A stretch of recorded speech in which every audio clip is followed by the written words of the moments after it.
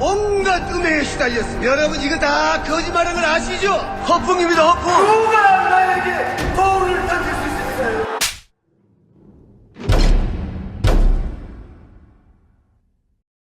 아직도 못 구했느냐? 송구합니다. 지금 당장 불로초를. 아니 그냥 황제의 고백 사오라니까. 고백 활력 프로젝트 황제의 고백. 여성이 드셔도 좋습니다. 돈이 잘 안 모이네. 재무 설계가 필요하시군요. 당신의 꿈과 목표에 집중합니다. 고민하지 마세요. 지금 두 바보의 재무 설계를 검색하세요. 확인해 보셨나요? 무색소, 무알콜, 무계면 활성제의 올리덴탈 체크 가글은 쉽게 나온 입안의 이물질을 눈으로 확인할 수 있습니다. 딴지마켓에서 판매 중입니다.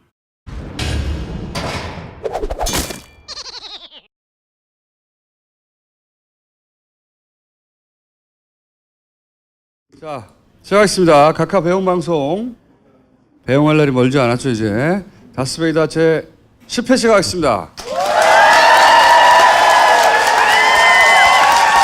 우리 소년이 아니라 노년 주진우는 취재 갔다가 지금 공항에서 전철 타고 오고 있는 중이에요. 한 30분 있으면 도착할 겁니다. 전철이 밀리고 있다는 얘기가 있어요. 그리고 빼빼 김용민. 안녕하십니까. 시사평론계 안택은 김용민입니다.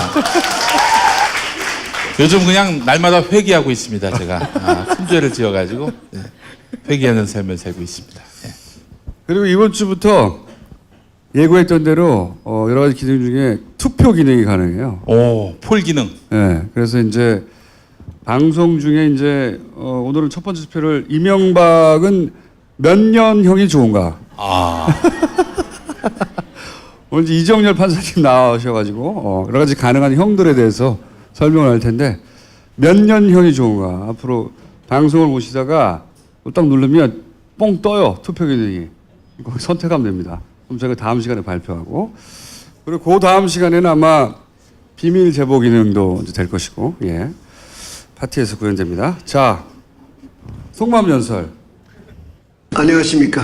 저 같은 감옥에서 참고 견디면서 지낼 명박이가 인사를 드리게 되었습니다. 제가 그리운 날이 올 것입니다. 당분간 이 사람이 저를 대신해서 꼭 드릴 것입니다. 그는 바로 안철수 교수라고 말씀드릴 수가 있습니다. 올 것이 왔다 이런 생각을 합니다. 존경하는 국민 여러분, 안철수의 시간이 오니 이명박 전 대통령의 시간이 가고 있습니다. 안철수가 정치인만을 위한 공학적인 연대 하지 않겠습니다 라고 다짐하고 또 다짐했습니다. 하지만 국민을 업신여기는 거짓말이었습니다. 바른정당과의 통합의 그 어떤 것이라도 하겠습니다. 적진에 제일 먼저 달려갈 것입니다. 가자. 안철수의 독선과 오만은 더 기승을 부릴 것입니다. 그것이 권력의 생리입니다. 이것을 견제하는 것은 저에 대한 도전입니다. 결연한 심정으로 저를 반대하기 위한 분열주의 부숴버리고 반대를 하는 단 한 명의 동지도 남겨두지 않을 것입니다. 저에게 말 잘 듣고 줄 잘 서는 사람 찾아 쓰겠습니다. 너 이름이 뭐지? 제가 갑철습니까? 안철습니까? 이런 것이 분을 제기 좁시다. 알고 있다면 누굽니까? 제가 갑철습니까? 안철습니까? 제가 MB의 아바타입니까? 제가 누굽니까? 앞으로 그러면 이명박하고 박근혜 외에도 등장하는 거야, 가끔? 예, 그렇습니다. 예. 너무 정교하지 않습니까? 진짜 한 말 너 같아요. 이름이 뭐지? 그거 들을 때마다 웃겨. 너 이름이 뭐지? 아, 웃기다. 네. 자, 미령화제. 오늘은 이제 미령화제 관련 영상 좀 보고. 정치 보복에 해란이 된 이 무능한 정권이 쇼통에만 해란이 돼 있는 이 문재인 정권이 유족들 위로만 하는 게 대통령의 역할이 될 수는 없는 겁니다. 욕이라도 한번 들어주고 그게 대통령의 할 일로서 끝난 것입니다. 이 정부는 정치 보복에 맞서가지고 예방경쟁을 하고 있지 않아요. 정치 보복이나 정권 잡았다고 축제하는데 바빠가지고 소방점검이라든지 그런 재난점검은 전혀 안 했을 거예요. 9년 동안 재난 대비에 대해서 무엇을 얼마나 잘해놨기에 지금 이렇게 와가지고 특정 정당 지지자라고 우리 뒤에 제천 시민이 말씀이 있었습니다. 시장이 아니라 대전 시민이에요. 와가지고 무선도 보고 정치 보고 뭐 그런 얘기예요. 잠깐 넣으세요. 혼란자서 무슨 정권 총선 이야기 다 있어. 마시는가 지금요? 아니 발소리를 해야 당 대표를 마시는데 지금요? 네? 정치하러 오세요. 정치하러 오세요. 소장님이 소방법 반대했잖아. 민주당 애들이 여기도 있는. 소방법 반대했으면 여기 왜 와? 민주당 애들이 우리는 이것을 세월호 정권이처럼 정쟁에 이용할 생각은 추호도 없습니다. 네. 마지막 멘트가 사실은 본심이에요, 본심. 이게 지방직 소방관은 모든 고난이 지방 지자체장에 있거든요. 예, 기본적으로. 광역단체장. 예산이나 뭐 인사나 그렇게 된 지 한 20년 됐어요 이미. 예. 지휘권도 거기 있고. 그러니까 홍준표 도지사였었고 지금은 이제 공석이니까 도지사 대행. 대행이지. 직무대행. 예. 당연히 자유한국당이고 그리고 경남의회 예산 편성 권한이 있죠. 경남의회 밀양시의원도 저는 자유한국당이고 여기 뭐 국회의원도 자유한국당이고 밀양시의회 도의회가 말고 경남도의회 말고 노량시의 시의원도 13명인가 중에 12명이 자유한국당. 14명 중 14명이야? 네. 김용민은 뉴스 브리핑에서 아침마다 정확한 뉴스를 전해드리고 있습니다. 그러니까 이 밀양 화재에 만약에 소방관의 책임을 묻거나 화재의 책임을 물으려면 지자체장에게 물어야 되고 기본적으로 자기들 책임을 물어야 되는 거예요. 예? 물어야 되는 거죠. 그런데 이제 득달같이 달려갔잖아요. 왜냐하면 제천 때도 그랬는데 제천 때도 한번 얘기했지만 고스란히 세월호 프레임으로 어떻게든 니네가 세월호로 이렇게 얘기하거든요. 세월호로 정권을 잡은 니들이 라고 이렇게 프레임을 짜는 거예요. 잡은 니들이 다를 바가 뭐가 있냐. 박근혜나 문재인이나 이렇게 연결하는 프레임인 거예요. 기본적으로. 공식을 그렇게 세웠어요. 그리고 나서 문재인이 집권하자 재난이 끊이지 않는다. 문재앙. 이 프레임을 이렇게 별로 복잡하지 않잖아요. 그래서 맨 앞에 등장해야 되는 게 세월호로 집권한 니들이 이렇게 시작합니다. 세월호로 집권했다고.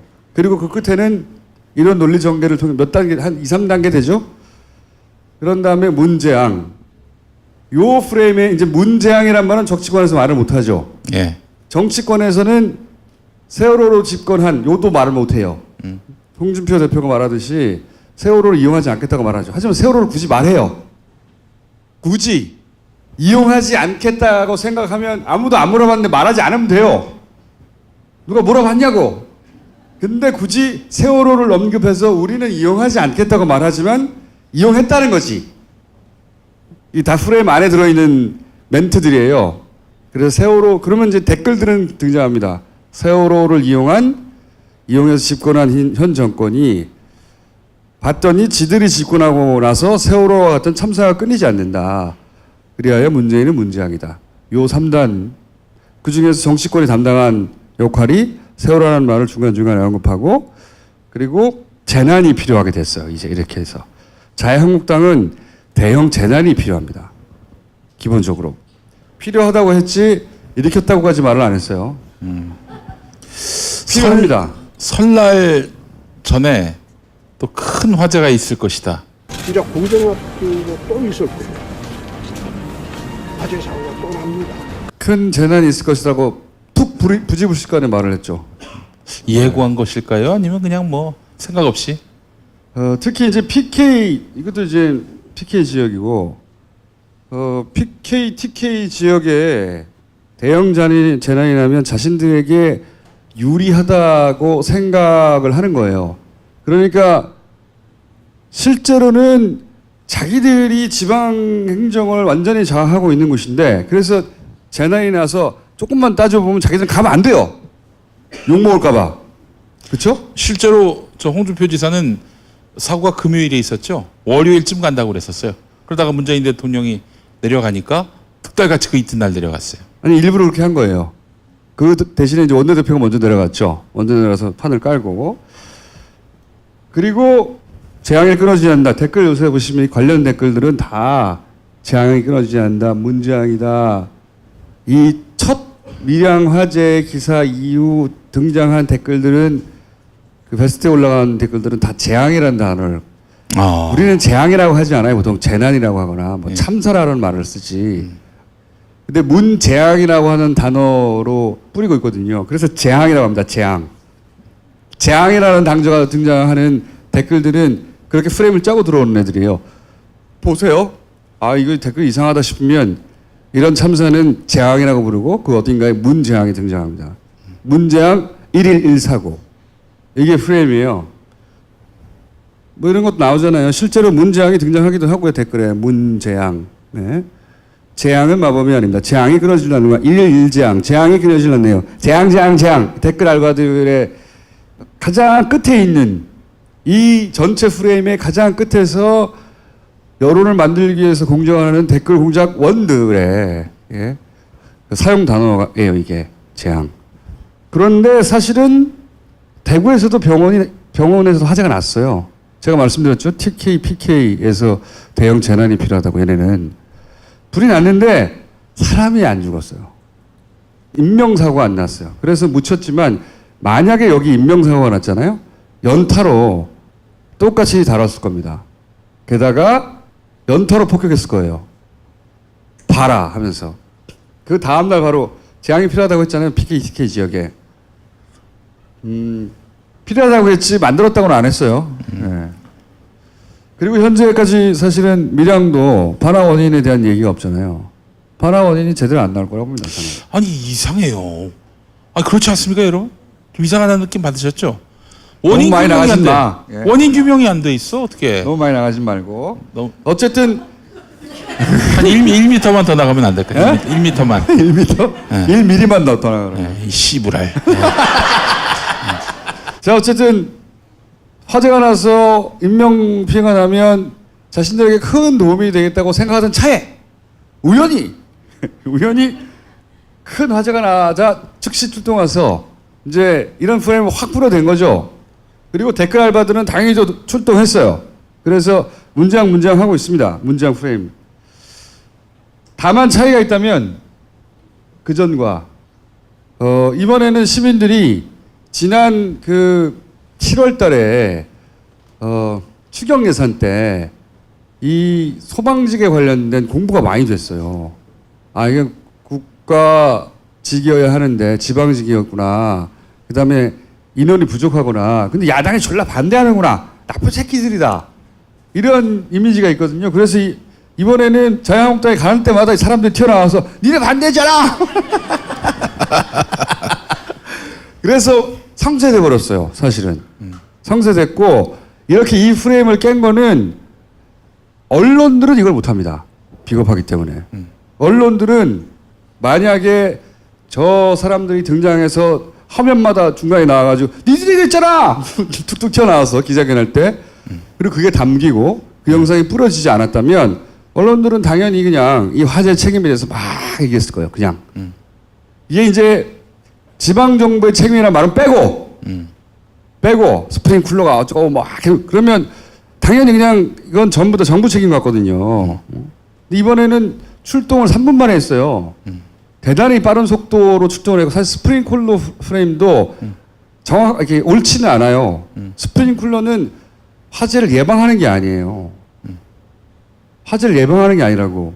스프링쿨러는 화재가 나서 그게 불이 닿아서 거기 녹아서 터지는 거거든요. 근데 여기는 불이 나자마자 3분 만에 출동했는데도 불 그 자체가 아니라 가스로 죽은 거잖아요. 스프링쿨러가 잘못했다고 하는 것도 프레임이 잘못된 거예요. 정확한 기본적으로는 이 화재의 사망 원인과 상관없는 프레임이거든요. 근데 어쨌든 언론은 그런 거 하고 있었을 거예요. 그러면서 포괄적으로는 정부가 포괄적인 책임, 도의적인 책임, 상징적인 책임이 있는 건 맞아요. 모든 재난에. 하지만 이 케이스는 그 이전에 그러면 경남도는 뭐 했냐고 해야 되는 거거든요. 그 얘기를 안 했을 거예요. 그런데 사람들이 튀어나와가지고 이런 얘기를 하고 이 동영상이 맞아 하면서 퍼져나가고 막 포털에서 퍼지고 하니까 여의치가 않거든요. 더 이상 얘기를 안 하잖아. 그러면서 언론들이 하는 최대치는 뭐냐면 예를 들어 홍준표 대표는 조선일보가 자기들을 비난하겠다고 억울한 거지. 근데 야당을 비난한 게 아니라 요 얘기는 좀 이따 하겠지만 홍준표를 까는 겁니다. 조중동은. 조선일보 좋다도 이 양 사고를 양비론 정쟁으로 몰고 야당을 비난하고 있어요.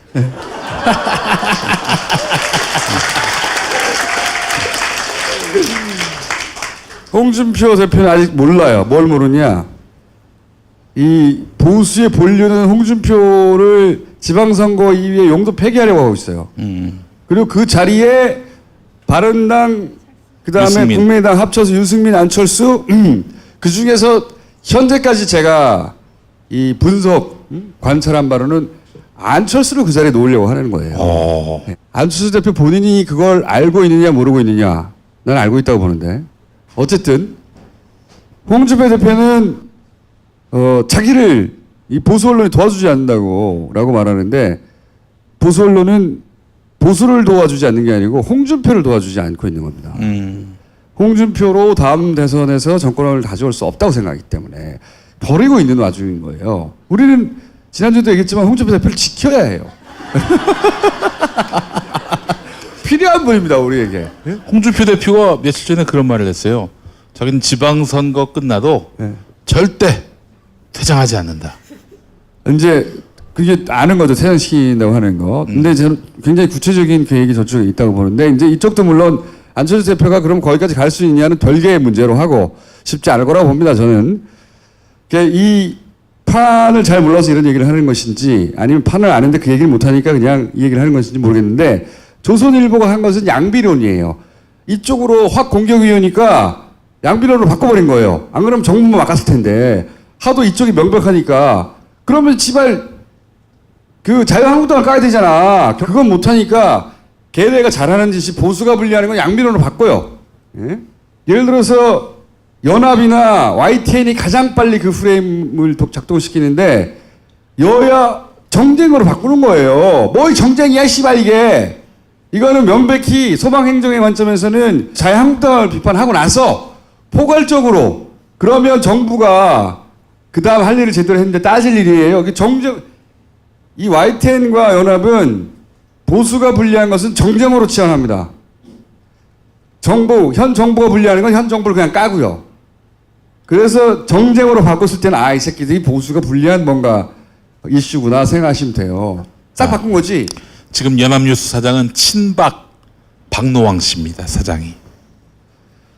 사실은 이 작전의 전개 그러니까 어떤 사고가 났고 이벤트로 갑시다.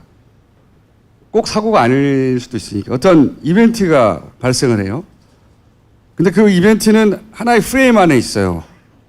이런 프레임이 있는데 이번 케이스 같은 경우에는 니들이 박근혜하고 뭐가 다르냐.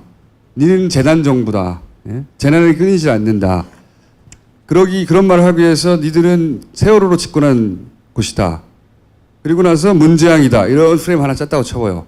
강력하게 밀어붙일 거예요, 앞으로도. 굉장히 전형적인 국정원 스타일이거든요. 프레임 하나 딱 짜요. 그런 다음에 그 프레임에 필요한 이벤트를 발생시켜요. 그런 다음에 정치권이 출동해요. 정치권이 이제 큰 틀에서, 왜냐면 정치권이 말을 해야 언론에서 큰 틀에 보도를 해주니까 메인 뉴스가 걸릴 거 아니에요. 8시 뉴스든 신문기사가 날 거 아니에요. 그거 나면은 그 다음에 포털을 통해서 걸릴 거 아니에요. 그래야 댓글 부대가 출동하죠. 그리고 포털에서 계속 그게 돌아가고. 이건 전형적인 국정원이 이 오퍼레이션 하던 방식이에요. 지난 9년 동안. 기본적으로. 굉장히 검증된 방식입니다. 그리고. 항상 이렇게 해서 효과의 정도는 달랐지만 성공할 때도 있고 재미를 못 볼 때도 있었고 이번엔 재미를 못 봤죠. 이런 거 관찰해서 잡아내기는 전문이거든. 옛날부터. 낙검수 시절부터. 누가 하는지는 모르겠어요. 난. 왜냐면 문재인 정부의 국정원이 이거를 대놓고 해서 문재인 정부에게 불리하게 한다? 상상할 수 없잖아요. 그러면 국정원 내에 살아남은 한쪽 구석에서 몰래 이걸 하고 있느냐? 혹은 그렇게 하진 않고 예를 들어서 국정원의 이 기술들을 다 알고 있는 오비들이 나가서 별도의 팀에서 하고 있느냐? 그건 난 모르겠어요. 도대체 어디서 이걸 하고 있는지는 현재까지 모르겠는데 예전에 하던 방식을 그대로 이쪽이 블랙 오퍼레이션인데 국정원 방식이에요. 국정원 방식이고 그 끝에 댓글 알바들이 있는 겁니다. 우리가 게시판에서 포털에 요즘 엄청나게 보고 있는 댓글 알바들이 있죠. 그 끝에 이 알바들이 있는 거거든. 그러면 국정원스러운 이런 행동의 숙주들 그 상부에 누가 있을까요? 아니 그걸 모르겠어. 예전에는 정권이 있었거든요. 그렇죠? 지금은 그 정권이 아니잖아. 예. 그러면 여기는 이게 일단 분명한 건 돈이 필요해요. 돈 없이는 이런 건 못해요. 사람을 움직여야 되기 때문에. 그리고 이런 작전을 짜고 실행할 사람들이 있어야 돼요. 이게 국정원 적이라는 거예요. 이 작전을 국정원의 대가리들이 짠다고 난 생각하지는 않아요. 절대. 지금은 그럴 수가 없거든. 그러니까 누군가가 짜는 사람이 있어요. 예. 저기 사고 내! 라든가. 하여튼 돈이 필요하고 그리고 이런 작전, 그러니까 한다고 저절로 되는 게 아니잖아요. 그런 작전을 짜서 실행할 사람들이 필요하고 그리고 그 밑에서 이걸 유포할 사람도 필요하고 댓글을 알바를 돌릴 사람도 필요한 거예요. 이건 한두 사람이 할 수 있는 게 아니고 자유한국당의 무슨 디지털 대응팀 이런 팀이 할 수 있는 일이 아니에요. 이런 일들을 오래 구경해온 저로서는 이거는 예전에 사람은 국정원이 타워가 돼서 했을 법한 일들이다. 그런데 지금은 누가 하고 있지? 모르겠으나 4년 반은 길다 씨발. 참아낼 수 있다. 그렇게 생각이 들고 일단은 지난번에 얘기했듯이 이 오발단부터 체포를 해야 한다. 각하를 보내드린 다음에는 네, 오발단 체포를 꼭 해야 한다. 그 얘기를 저희가 방송하고 나서 이제 자발적인 시민분들이 막 나서기 시작했어요. 열광적으로 나서십니다. 예. 자, 그 중에서 오늘 한 분을 모실까 합니다. 그러니까 이분은 시민의 한 분인데 내가 할 수 있는 일을 이렇게 하겠다고 나선 분이에요. 아이고. 네. 자, 나와주세요. 안녕하십니까. 이분은 트위터 상에서 조군으로 활동하시던가요? 조군. 네. 조군. 트위터 사진과 너무 달라요. 잠깐 트위터 사진 어디 있더라? 이거 일가견이 있으신 분이군요. 이렇잖아. 이거 사진하고 너무 다른데요? 10년 전 사진? 이런 상태였거든요. 뭔가 IT 쪽에 어떤 소년이잖아. 하지만 이 얼굴은 무엇인가? 사기다. 잠깐 앉아 계시고. 예. 이제 이 포탈에는 많은 이상한 징후들이 최근에 발견되고 있습니다. 예를 들어서 뭐 다음도 그런 일이 있어요. 다음에 보셨는지 모르겠는데 추천이 마이너스가 최근에 추천이 마이너스가 있거나 씨발 처음 보는 거죠? 아니 추천이 마이너스가 될 건 또 뭐예요? 게다가 추천만 마이너스가 아니라 이 반대도 마이너스가 있어요. 반대를 어떻게 마이너스 할 수 있을까? 이상하죠? 이런 일도 있고 이런 일도 있습니다. 추천과 반대가 똑같아요. 이건 뭐 절대 자연스럽지가 않죠. 절대. 추천과 반대를 똑같이 만든 거죠. 누군가가 프로그램 잘못 짠 거죠. 그리고 예를 들어서 좋아요 누르니까 숫자가 줄어들어요. 뭐지 방금 찬성이 330이었는데 내가 누르려니까 50으로 줄어들었어요. 숫자가 줄어드는데 그러다가 마이너스까지 간 거예요. 찬성 숫자가 줄어들어가지고 이런 일이 벌어지고 있습니다. 이게 이제 물론 뭐 다음 측에서 내부적으로 이 시스템을 이건 다음엔 뉴스에서만 일어나는 일이에요. 딴 데는 아니라고 절대. 뉴스를 타겟으로 뭔가 누가 한다는 거죠. 예. 근데 이걸 다음에서 이제 고치겠죠. 이게 발견됐어요. 고치겠죠? 아, 이거 우리 다음하고 인터뷰한 건가? 잠깐 들어볼까? 별 내용은 없겠지만. 왜냐면 작년부터 이런 현상이 발생했거든요. 그래서 이제 기사도, 물론 조급받지는 못했지만 기사도 나긴 났어요. 네. 거기에 대해서 이제 다음에 문의를 했어요. 우선 그 당시에 저희가 그 특정 기사에 대해서만 확인을 했던 것이 아니고요. 다음 뉴스, 일부 몇몇 뉴스에 대해서도 오류가 발생이 되었었고 그 오류 난 부분에 대해서 조치가 진행된 것입니다. 죄송합니다만 저희는 고객센터이기 때문에 내부적인 부분까지는 저희도 말씀을 드리기가 어렵습니다. 현재 이 오류라고 나왔던 부분이 전체적인 현상으로 발생된 오류인지 저희가 추가적으로 확인했던 부분이 지연이 되었었고, 현재 오류가 발생되면서 오류에 대한 현상은 이제 조치를 취해야 되기 때문에 현재 그 조치에 취하는 부분에 대해서 이제 조치를 취하다 보니 현재 별도로 요청해 주셨던 뭐 다음 홈페이지를 통해서 뭐 팝업이라든지 공지를 통해서 뭐 오류가 발생되었다는 현상에 대해서 공지가 된 내용은 없습니다. 요는 그게 네이버를 상대로만 뭔가 이상한 일이 벌어진 게 아니라는 겁니다. 다만 이제 네이버가 최적화되어 있다. 5월 달에 활동하기에 인 것이고, 다음은 그들의 활동에 좀 불편한 점들이 있습니다. 그건 다음에 한번 다루겠는데, 그리고 자발적으로 아 이게 5월 달에 있긴 있구나, 알바대에 있긴 있구나 해서 오늘 나오신 조근 위에도 또 활동하시는 분들이 있어요. 예를 들어서 이분도 프로그램인데 보통 우리는 아이디를 검색하잖아요. 근데 그게 아니고 이분은 해시값이라고 하는 것으로, 몰라도 돼요. 어쨌든 어떤 정보값을 끄집어내서 그 정보값이 같은 사람, 아이디는 달라도 그 해시값은 동일할 수가 있어요.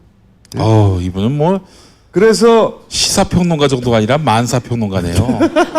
온갖 군데 다. 그래서 이제 네이버 댓글 사용자 순위를 해시값 기준으로 쭉 정리를 해가지고 그 사람들이 무슨 글을 올려나 봤더니 명불허전 쇼통, 종북적발 5천만, 졸라게 많아. 똑같은 글이에요? 똑같은 글인데 중요한 것은 똑같은 내용을 한 기사만 올리는 게 아니라 댓글 내용이구나. 똑같은 내용을 한 기사에만 다는 게 아니에요. 다른 사람의 댓글에 대댓글로도 달아요. 그렇지만 그렇게만 하는 것도 아니고 다른 기사에도 똑같은 글을 답니다. 몇천 건씩. 개대중 내무연. 시발놈.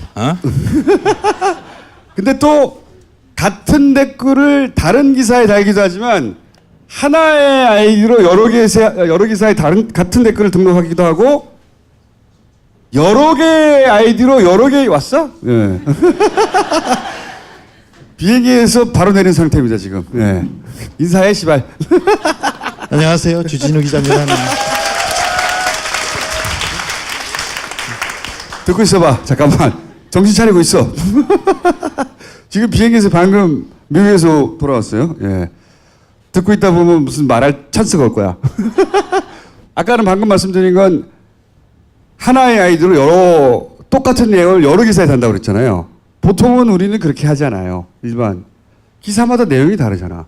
그리고 사람마다 댓글을 쓰면 그 댓글에 내가 대응할 방법이 다르잖아. 내용을 읽어보고. 얘는 그게 없어요. 무슨 내용인지가 상관이 없어요. 게다가 여러 개의 아이디로 여러 개의 기사에 같은 댓글을 계속 등록해. 이게 제가 그 뉴스공장에서 얘기했던 5월 달의 특징입니다.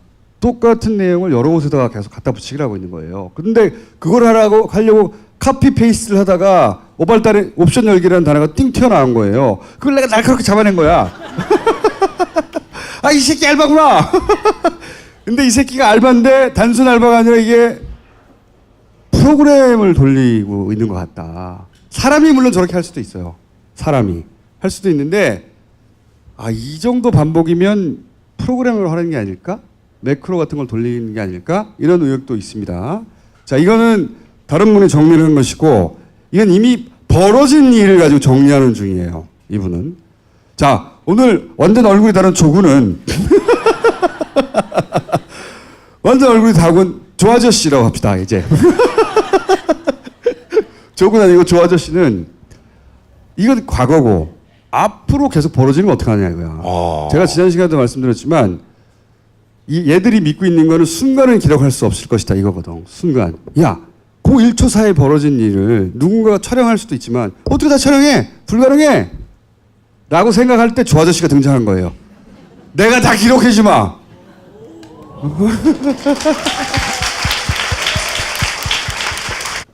이분이 이 청원을 한 분입니다. 다시 박수. 지금 청원한 숫자가 지금 어느 정도 됩니까? 지금 그 7천 명 정도. 요 방송 나와 쭉 올라갈 거예요. 네네. 올라가는데 이분도 청원을 했고 본인이 청원만 할 게 아니라 내가 프로그램을 아니까 직접 어떻게 해보자. 근데 이제 보니까 이분이 이제 다스베이더 같은 나쁜 방송을 보시는 것 같아요. 순간을 기록할 수 없다. 내가 해줄게. 해서 프로그램을 짜기 시작했어요. 설명해 주세요. 여기서부터. 네, 일단 그 지금 화면에 보이는 게 그 일반 그 회원 가입할 때 이런 때 보통 많이 보시는 그런 화면일 겁니다. 그렇죠. 네. 로봇가 하게 못하게 사람이 이제 입력을 그렇죠. 해요. 예. 요거는 저 현재 보이는 이 화면은 네이버에서 그 접기 요청을 누를 때 여러 번 누르면 이게 뜨거든요. 네. 요게 그 캡처라는 보안 장치입니다. 그러니까 그 짧은 시간 안에 그 비정상적인 접근이 감지되거나 아니면은 그 동일한 패턴의 여러 번의 공격이 발생할 때 네가 사람이냐 아니면 로봇이냐 물어보는 그런. 그렇죠. 보수에 활동하지 못하게 하는. 예. 이게 이제 네이버 측에서의 안전장치죠. 그렇죠. 맞습니다. 요게 네이버에 있는데 요거는 네이버 정도 규모의 사이트는 흔하게 사용되는 보안 장치군요. 근데 요거는 이해가 되는데 지금 그 댓글이 저번 주에 동영상에서 보셨듯이 굉장히 빠르게 올라가잖아요. 순식간에 싹 올라가잖아요. 네. 그 정도의 접근에 왜 이런 보안 장치가 작동하지 않는가? 그렇죠. 이게 네이버가. 예, 그렇습니다. 이게 이제 조 아저씨가 앞으로 조 아저씨를 바꿔주세요. 조군이라고 부르기에는 어렵네요. 이분이 조군이시구나. 조 아저씨야! 보통 18살 때까지 양이나 군으로 불리고. 아니 사진도 군처럼 보여요. 나는 깜짝 놀라서 만나고 나서 아니 아버지가 오신 것 같아 저분에. 보호자께서. 아드님 어디냐고. 자, 이 장치가 왜 작동 안 하느냐 전문가로서 이제 딱 이상하신 거죠. 예, 그래서 그러니까 저 같은 경우는 처음에 그 외부에서 뭔가 작동을 한 게 있나. 마이크 잡는 손을 보라. 네. 그 외부에서 뭔가 접근하는 게 있는지만 의심을 했었는데 요걸 계기로 이제 내부에도 뭔가 있지 않을까라는 그렇죠. 의심을 하게 된 겁니다. 제가 항상 얘기하지만 네이버가 적극적으로 이들을 부리거나 고용하거나 하진 않아도 네이버의 협조, 방조, 묵인 또는 기타 등등 없이는 이런 활동이 불가능하다. 네이버가 이들이 활동하기에 최적화되어 있다. 라고 의심하고 있습니다. 예, 맞습니다. 자, 그래서 여기서 출발한 거예요. 다스베이더도 보고 청원도 하고 하다가 전문가로서 이게 왜 작동 안 하지? 혹시 네이버가 당하는 피해자 이게만 하지 않은 건 아닐까? 그죠? 예, 맞습니다. 네, 그 저번에 그 네이버에서 분당서에 수사를 의뢰했다는 예. 그게 제가 생각하기에는 면죄부를 받으려고 그렇죠. 한 게 아닌가. 네. 아유, 의심이 많아. 아주 마음에 들어. 그래서 이제 그 이후로 이제 본인의 전문 능력을 발휘해가지고 내가 할 수 있는 것 중에 뭐 할 수 있는 게 없나 찾다가 이제 시작을 한 게 된 거고요. 그 화면에 보이는 요 이미지는 네이버 모바일 메인에 보여진 화면인데요. 저 네모칸 빨간색 네모칸 안에 영역이 가장 많이 노출되는 부분이고요. 그렇죠. 사용자한테. 그래서 이 부분에 올라오는 기사 그리고 그 조작으로 의심되는 작업이 가장 활발한 시각이 새벽이라고 알고 있거든요. 그렇죠. 예. 그래서 일단은 시범 삼아서 5시에서 6시 사이에 이 기사에 대한 댓글들을 1초마다 한 번씩 수집을 해보자. 1초마다. 그래, 순간을 기록하는 거야. 이것부터 필요해. 5시에서 6시가 왜 중요하냐면 그때 이제 만들어 놓고 만들어 놓으면 출근 시간에 메인 기사에 올라가죠. 그래가지고 뭘 하기 시작했어요? 그래서 이게 그 수집된 결과 일부분인데요. 요 화면이 그 메인에 노출된 그 기사들 제목하고 링크, 그리고 오른쪽에 있는 게 그 수집된 시간을 기록해 놓은 거고요. 그 다음 사진을 보여주시면 여기 기사에 달린 그 댓글들입니다. 이거 어떻게 수집을 하신 거예요, 그걸? 야, 프로그램에 하는 거지, 씨발. 손으로 받아 적고 있겠냐, 이거? 1초마다? 그래서 이제, 물론 이거 앞으로 발전해 나가겠지만, 초단위로 이제 하기 시작한 거예요. 예, 맞습니다. 초단위로. 이게 점점점 발전해 정교해지겠죠. 신기하게 그때는 문준용이 제일 많네요. 자, 그렇게 해서. 댓글 내용이. 준용아? 문준용? 네. 낙하산 기사였구나, 이거는. 네. 야, 하나같이 다 이런 댓글만 올라와. 이런 댓글이 많더라고요, 그 시간대. 그 시간에는 특별히 무조건 반정부예요, 무조건. 그러니까 무조건 반정부, 문재인 까는 거예요, 무조건. 예. 그 시간대에는 북한 빨갱이, 기레기, 문준용, 문구라, 씨발. 이건 아마 이 기사 내용이 채용비리, 채용비리 취준생 허탈. 20, 30대 타겟으로 한 기사거든요, 이게. 공공기관 채용비리는 전 정권에서 있었던 일인데 네. 무조건 그 기사를 메인에 올려놓으면 일단 문준용을 때리는 걸로 딱 짜져 있는 거지. 그럼 새벽에 막 때리는 거야. 20, 30대용이야, 이게 항상. 그 기사의 내용에 따라 타겟 프레임 딱 다르거든요. 예?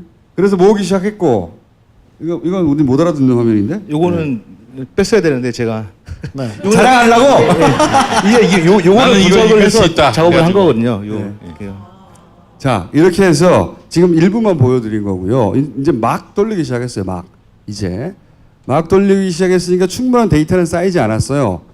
제가 궁금한 것은 그렇게 1차로 한번 돌려봤어요. 그랬더니 프로그래머의 눈에 야, 이거 진짜 이상하네 라고 하는 이런 댓글 말고, 이런 댓글도 그냥 그래, 지금 정부에 대한 비판 여론이 너무 높기 때문에 새벽에 다 기어 나와가지고 애들이 댓글을 달았을 수도 있어, 이렇게 생각할 수 있잖아요. 우리가 모르는 세계가 있을 수도 있어요. 응? 새벽 5시부터 6시 사이에는 문재인을 싫어하는 사람이 다 일어나는 시간이야. 어? 그럴 수도 있잖아. 그런데 혹시 그런 이 정서적인 혹은 뭐 그냥 머릿속에서의 추론 말고 결과치를 분석했을 때 이상한 점들이 있습니까? 지금 현재 수집된 데이터에서 조작으로 의심되는 정황이 발견되긴 했습니다. 아, 그래요? 예. 근데 지금 아직 그 축적된 데이터가 많지는 않은 상태라서 좀 더 데이터를 더 조장을 해서 더 분석을 해볼 생각입니다. 근데 어쨌든 이게 역시 사람이 하거나 혹은 뭐 단순 댓글러가 아니라 그 이상 뭔가 있다라고 하는 의심 정황이 나오기 시작했다는 거죠. 예, 맞습니다. 그냥 1초 단위로 저장만 했는데도 이게 이제 더 정교해지고. 조 선생님 하나만 물어볼게요. 조 선생님으로 올라와서 저기 네 번째 문준용 저 댓글을 달았어요. 저 시간에 달았는데 지금 추천수가 이 댓글에 대한 추천수인 거죠? 예, 맞습니다. 그러니까 그 시간대에 상위에 노출된 댓글들은 이 댓글이 상위에 노출된 20개의 댓글들을 뽑아오는 거거든요. 저게 상위로 올라와 있다는 내용입니다. 문준용 이렇게 한마디만 해도 저렇게 댓글 문준용 한마디 했더니 추천이 1,500개야. 문준용 뭐? 이게 말이 돼요? 문준용 했더니 씨발 추천이 1,500개야. 준용아 또 1,500개야. 준용아 1,500개. 심지어 문땡땡인데도 불구하고. 문땡땡은 1,173개.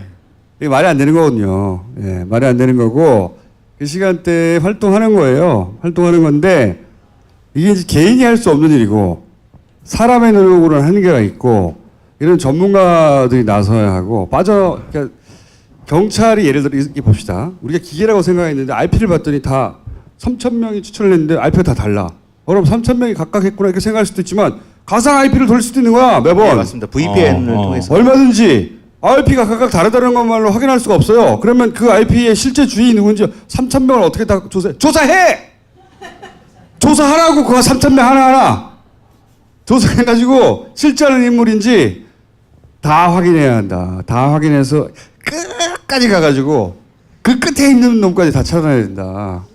자, 우리 네이버도 지난 시간에 말했지만 네이버 전체 회사를 말하는 게 아니에요. 이 뉴스와 댓글 시스템 이와 관련해서 그 대중의 여론에 영향을 미치는 뉴스 편집, 배치 혹은 댓글의 관리 이것과 관련해서 아주 극소수가 누군가에 의해서 지시받거나 혹은 있다 뭔가 아니 그걸 어떻게 뭐 저기 공적으로 관리할 수 있게 하는 방법은 없을까요? 아니 이게 회사잖아. 회사를 공적으로 들어가서 관리할 수 없어요. 거기에 어려움이 있는 거예요. 아니 이게 그 회사가 보통 회사가 아니라 이렇게 엄청난 여러 그렇지만 회사잖아. 니네 회사가 크다고 삼성전자의 사장실에 공정위 직원들이 가서 근무할 수 없어요. 어려움이 있어요. 그렇지만 거꾸로 그렇기 때문에 더더욱 국정 같은 데서는 들어가기가 좋아요. 지난 정권까지는 분명히 관리한 게 분명합니다. 삼성도 네이버를 관리했고 국정원도 관리했고 관리한 건 분명합니다. 그때 수준처럼 국정원이 다이렉트로 관리를 하는지 안 하는지는 모르겠으나 누군가 말씀드렸잖아. 상주한다. 예. 누군가 상주하지 않고 이럴 수 없다. 자, 이게 반복됐으니 그만하고 지금 보여주시려고 하는 것은 댓글 수집하는 걸 직접 시연해 프로그램이 주신다고. 작동하는 예. 것을 시연해서 보여주시겠다고. 그리고 주의하셔야 될 게 이 오프라인에 꼭 저장하시고 본인 PC에 해킹 주의하시고. 그렇지. 여러분들 블록체인을 이용해서 분산 저장하시고 비트코인을 숨기시거나. 신호 없대는데? 벌써 해킹 당한 거야? 일단 아까 어떤 분처럼 이 기능을 못 믿는 분들을 위해서 한번 수집하는 영상을 지금 테스트로 이제 오픈했었거든요, 이거를. 예. 그래서 요 수집하는 되는 영상을 보여드리겠습니다. 지금 메인에서 지금 아무 댓글이나 무작위로 들어온 거거든요. 예. 요 링크를 복사한 다음에 기사 링크. 네. 풀링 시작을 하면 댓글을 좀 시간 지나면서 댓글을 지금 수집하고 있는 겁니다. 이 기능을 현재는 이거 단순히 디스플레이를 해주는 거고요. 아까 제가 저장했던 거는 내부적으로 돌려서 데이터베이스에 이제 직접 저장하는 거죠. 벌써부터 뭐 김정은 문재인 떨고 있나? 아니 이게 트럼프 기사인데 왜 지금? 아니 지금 대량으로 붙었어요. 대량으로. 우리나라 대통령이 문재인이 아닌 트럼프였다면 실업률, 경제성장률, 대북 문제까지 다 해결했을 것인데 지금 문재인 지지율이 조금 흔들린다 생각하니까 지금 다 나와서 마지막으로 발악하는 이걸로 성공했다고 생각하는 거거든. 네. 70% 초반대에서 60% 초반대가 떨어뜨렸다고 생각하는 거예요. 조금만 떨어뜨리면 된다고 지금 됐다 생각하고 이제 이런 얘기를 저희가 하고 있다는 것도 알아요. 알지만 때려 붙고 있는 거예요. 그러다가 싹 도망가면 되니까. 도망갈 수 있나 보자고요. 예. 우리도 독하거든. 자, 끝났어요? 아유, 너 다시 보기 연결해줘. 좋았네. 예, 햄버거 중에 조 아저씨 있지 않냐? 조 샌드위치. 조 샌드위치. 조 하면 조현우 청장이 가장 생각나지. 오랜만에 조 한번 해봐. 조! 안녕하십니까. 경찰청장 조현우입니다. 저희가 네이버하고 또 인연이 많아요. 몇 년 전에 저희가 좀 인기 있는 방송 낙곰수라고 했었어요. 근데 그때 나는 꼼수다가 업로드 되면 폭발적으로 뭐 다운로드를 받았죠. 그래서 다음에서는 항상 검색어에 올랐고 네이버는 올라간 적이 없어요. 초반에 있었어. 근데 그때 보면 추천이나 저기 댓글에는 거의 욕이에요. 다 욕이었었어요, 거의. 그리고 조선일보가 쓴 낙곰수 관련된 저희가 뭐 기사 나쁜 기사만 다 올려놨었죠. 저하고 또 네이버하고 또 특별한 경험이 있었는데 제가 주진우 이렇게 치면 뭐 관련 검색어가 많이 나옵니다. 이명박 나오고 그다음에 김어준 나오고 막 이렇게 나오는데 그 중에 저 뒤쪽에 중간 부분에는 꼭 학력 위조가 떠요. 아니 다른 사람 나는 이혼. 뭐 여기 이혼. 저는 학력 위조. 왜 그런가 했더니 네이버에서 갑자기 제가 성대 나왔는데 성균관대 졸업해서 고등학교 졸업으로 바뀐 거예요. 근데 제가 어느 고등학교를 나온지는 제 베프들도 몰라요. 모르잖아요, 총수도. 나도 알아. 그래? 아니 그거 알겠지 그것 때문에. 나는 총수가 고등학교 어디 나온지 모르거든. 용민이도 그렇게 가까운 사람. 누가 관심 있어 그런 거야, 씨발. 그렇죠. 근데 고등학교로 바뀌어놨어요. 네이버에서. 그리고는 그 보수적인 매체에서 주진우 학력이죠 계속 기사가 쭉 나왔어요. 이게 뭔가 이렇게 봤더니 나중에 알고 봤더니 국정원에서 회의를 하다가 낙검수 회의를 하다가 야 주진우 걔 학교 안 다녔어. 학교 제대로 안 다녔어. 학교 제대로 안 다닌 건 맞아요. 정보력이 있긴 해. 그런데 졸업을 안 했다고 한 거야. 그래서 걔네들이 야 걔 졸업 안 했어. 그 얘기가 회의가 끝나자마자 네이버가 대조를 고졸로 바꾸고 학력위조가 떠 있어요. 지금도 학력위조가 계속 돌아가요. 그 다 국정원과 네이버의 이 결탁 간의 관계 때문에. 이거 국정원의 애가 국정원 직원이 직접 해준 얘기예요. 흘러 소문이 아니고 네. 그런 국정원 관련된 우리 이야기 진짜 많아요. 다 말할 수 없지만 씨발. 네. 이게 그냥 하는 얘기 국정원이 우리 들여다보는 거 말도 못해. 샅샅이 씨발. 우리를 빨아먹고 다녔어 완전히. 아니 총수가 모르는 총수의 이혼 스토리가 막 떠돌아다니고 있어요. 이거 웃으라고 하는 얘기지만 한때 내 자식 딸이었냐 아들이었냐. 딸인지 아들인지도 막 돌아다녔고. 아, 딸이었어 딸. 너무 반가웠어. 너 있으면 만나고 싶어. 그래서 국정원에서 하도 그런 얘기를 계속 만들고 공작하고 그래가지고 김어준이 5년 전엔 항상 저한테 너가 살아남을 수 있는 방법, 우리는 죽을 수밖에 없는데 살아남을 수 있는 방법은 하나밖에 없다. 이혼해라. 누군가 데리고 와서 운다. 여자가 데리고 와서 울면 우리는 끝장이다. 아니 그런 시도도 몇 번 있어요. 주진우 막 씨발. 나 무서워 진짜. 종북 세력하고 뭐 동거한다 이런 얘기도 있었어요. 종북 세력, 야 그냥 동거도 아니고 종북 간첩과 동거 뭐 이런 거 있잖아. 동거까지 나왔는데 알고 봤더니 이것은 간첩이었어. 뭐 이렇게 이렇게 원래 국정원의 작전의 특징은 1단계로 끝나지 않습니다. 땅땅땅 이게 물론 뭐 이렇게 학력 위조 이런 거 가지고 끝나는 경우도 있긴 하지만 학력 위조 그럼 기사네 그러면 포탈 그다음에 검색어 요 정도 단계에 끝나는 것도 있지만 이렇게 다단계로 쫙 1단계, 2단계, 3단계, 4단계 나가고 있거든요. 예를 들어서 동거. 동거 막 나와. 근데 알고 보니 조총련. 조총련. 근데 알고 보니 간첩. 그렇죠. 저희가 뭐 이런 거. 낙검수가 와세다대 특강 간 적이 있었어요. 일본에 왔는데 일본에는 많은 사람들이 왔을 거 아니에요. 그때도 한 2,000명 정도 모였는데 저희하고 그쪽하고 엮으려고 계속 또. 그치. 우리가 조총련계에 접촉하여 뭐 간첩 자금을 받았다느니 항당 무게가 짝이 없지만 그냥 낙검수가 간첩과 내통 이러면 안 믿잖아요. 절대. 그 스토리를 만드는 거예요. 그 중에서 이제 그럴듯하게 예를 들어서 주진우가 뭐 팬하고 와가지고 카페 술을 뭐 맥주 한잔 마셨어. 아니 그런 얘기 하지 마. 아니야. 예를 들어 그런 얘기 제일 싫은 게 국정원에서 동거설 얘기했어. 중년의 아줌마와 파마한 아줌마와 덩치가 컸대. 김어준하고 나하고 들어가는 걸 보고 뒷모습 보고 더러워 죽겠어요 제가. 그런 적도 있긴 있었지. 더럽게. 중년의 여성과 수염난 아줌마하고. 아니 뒷모습이 등치가 크고 파마를 한 중년의 여성. 뒤로 돌아봐. 근데 이렇게 웃고 넘길 수 없는 심각한 작전들도 있었어요. 그땐 저희 정말 벌벌 떨었었어요. 예. 정말 무서워서 지금도 무서워.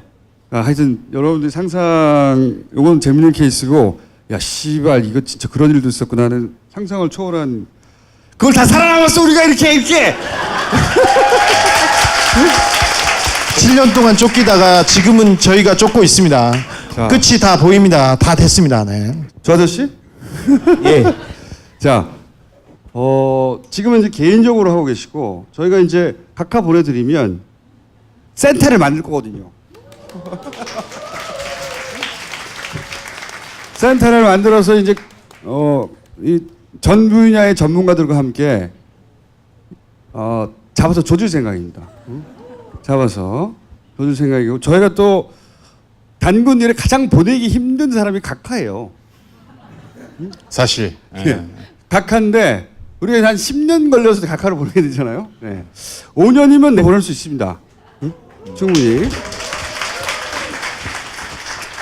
언제까지 빠져나갈 수 있나 보죠. 앞으로 개인적으로 계속 이분은 준비해 갈 것이고 저희도 일정한 시점이 되면 도대체 이분들을 어떻게 서포트할 것인가.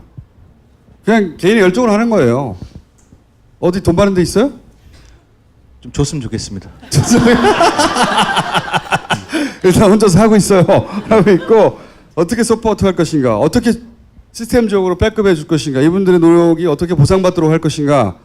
이제 연구하고 이런 분들이 점점 더 많아지고 이게 누가 한 군데서 개인적으로 할 수 있는 일이 아니거든요. 절대. 그리고 많은 종류의 많은 분야의 전문가들이 필요해요. 그렇다고 그분들 회사를 세워서 모아서 할 수 없잖아요. 그러니까 다 개별화되어 있지만 그 노력이 한 군데 잘 모일 수 있도록 저희가 짜보겠습니다. 자, 조 아저씨. 왜 이렇게 달라요? 이 사진 사진 교체해 주세요. 10년 전 사진입니다. 10년 전. 네. 자, 들어가 주세요 이제. 수고하셨습니다. 감사합니다. 감사합니다. 이런 분도 있어요. 적었네요. 본인이 할 수 있는 게 없으니까 손으로 박수, 아이디어를 박수. 줬는 거예요. 손으로. 박수. 와, 대단하지 않습니까? 이거를 하도 답답하니까 이 본인이 적고 있는 거예요. 이렇게 이 새끼들 다 잡아야 된다고. 얘네들을 잡아야 된다고. 개인 아이디. 본인이 보기엔 아무리 봐도 얘는 댓글 알바라고 생각하는 컴퓨터 전문가 아님에도 불구하고 이거 어떡하지? 신고할 데가 없잖아요. 그러니까 이제 답답하니까 본인이 표를 그려서 적기 시작한 거예요. 댓글 알바들의 논리 최적화되어 있다고. 최적화되어 있어 여기. 이제 그게 이제 점점 하기로 하고. 고려 생활건강 술술 풀리고 음주전 한포가 당신을 지켜드립니다. 특허받은 천연 유래 성분 숙취 해소제 술술 풀리고를 딴지마켓에서 만나보세요. 중지가 몇 개냐? 뭐? 보조리다 닦아줄게. 난 딴지에서 최저가로 팔아. 한 곳에서 다 즐겨라. 다양한 스포츠와 체험을 한 곳에서. 레전드 스포츠 히어로즈. 마카 이제 국내에서도 100%로 드실 수 있습니다. 딴지마켓에서 파는 마구 마카 남녀노소 모두에게 줬어.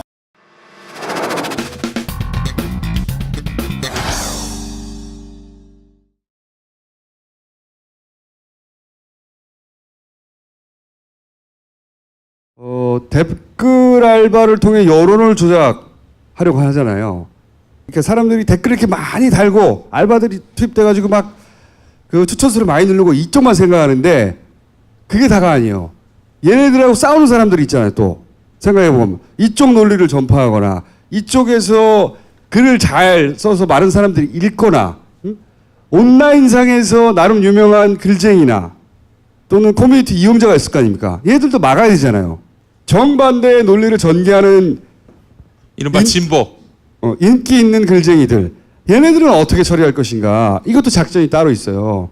그중에 이번에 처음으로 드러난 게 레드펜 작전이라는 거예요. 사이버사에서.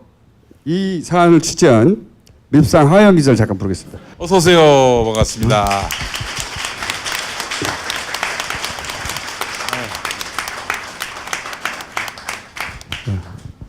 앉으시고.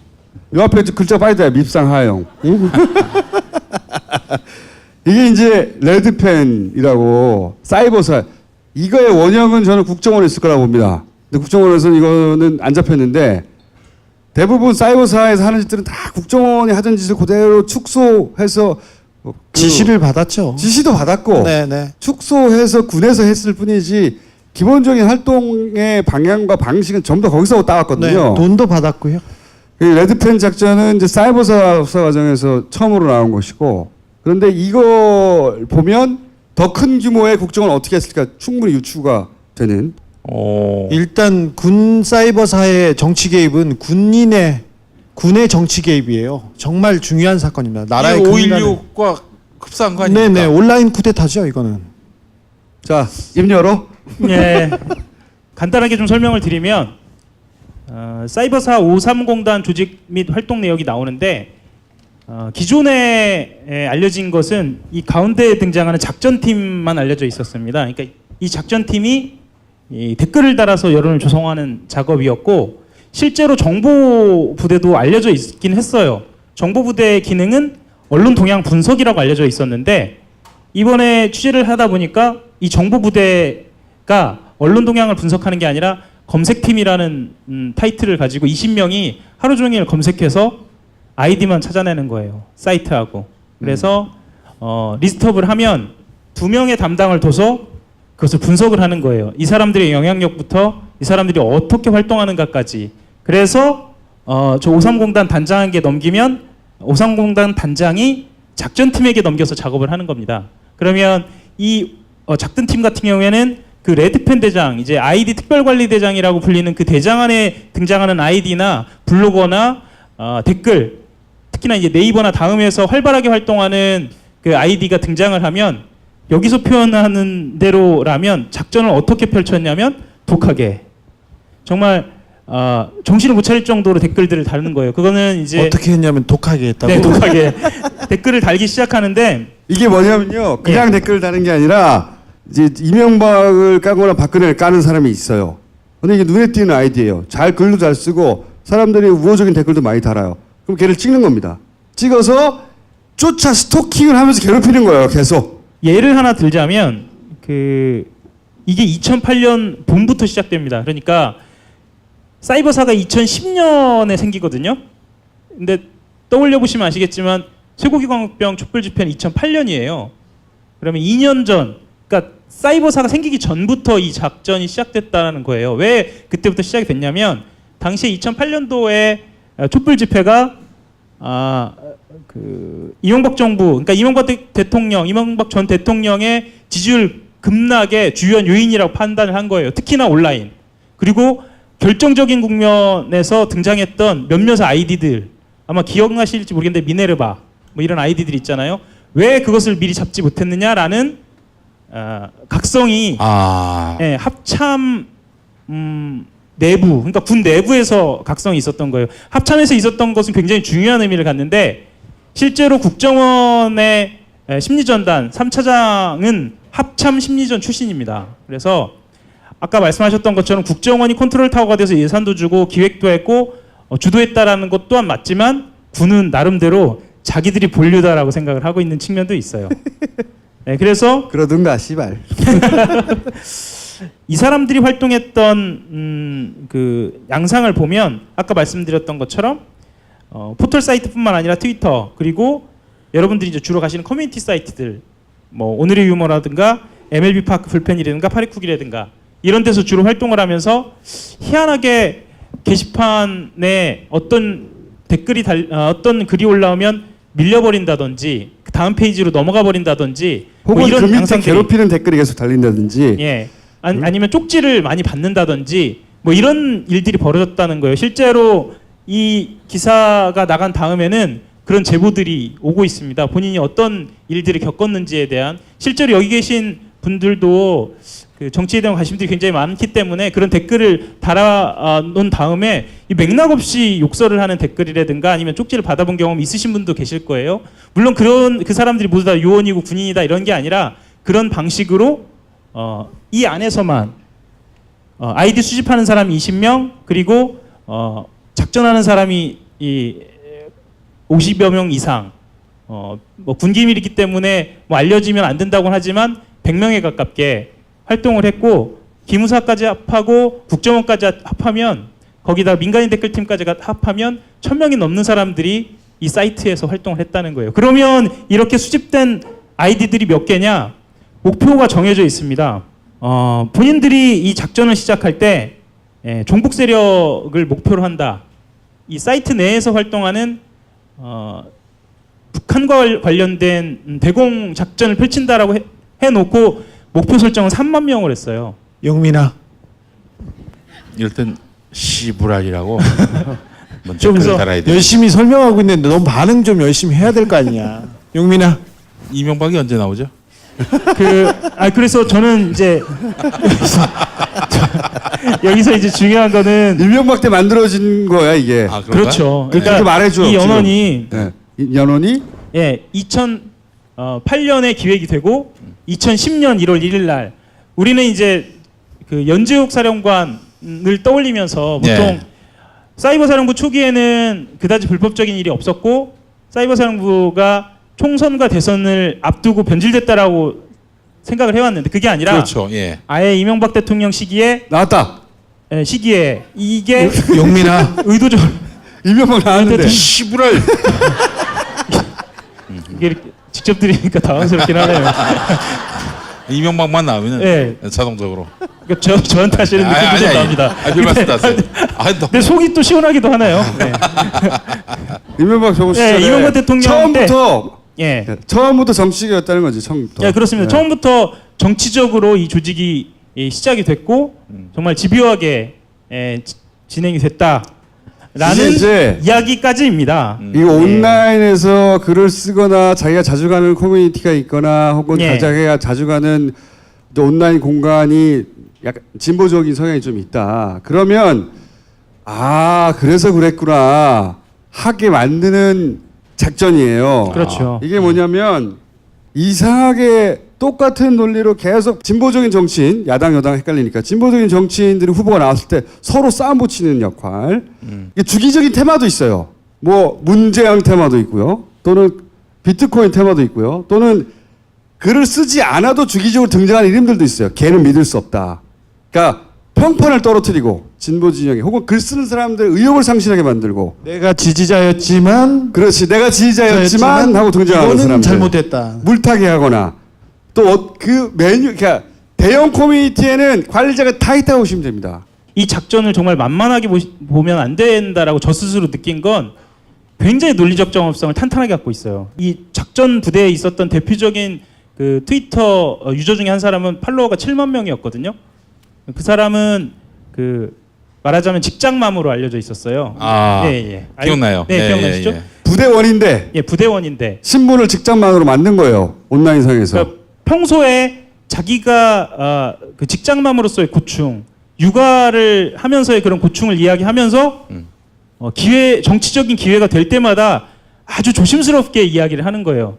내가 봤을 때는 그러니까 본인이 이제 중도라고 표방을 하면서 내가 봤을 때는 이러이러한 점에 대해서 아쉽다라던가 그러니까 뭐 공격하지 않아요. 아쉽다라던가 아니면 이러이러한 점들 때문에 저 사람을 지지할 수 없다라든가 이렇게 아주 세련된 방식으로 그 사람이 글을 시작을 하면 그러면 이 작전 부대 사람들이 그걸 퍼나르기 시작하면서 전체적으로 여론을 물타기를 하는 거죠. 그리고 그분이 달리죠. 방식도 여러 가지예요. 제가 오랫동안 관찰해온 바에 따르면 아 얘는 용언이구만.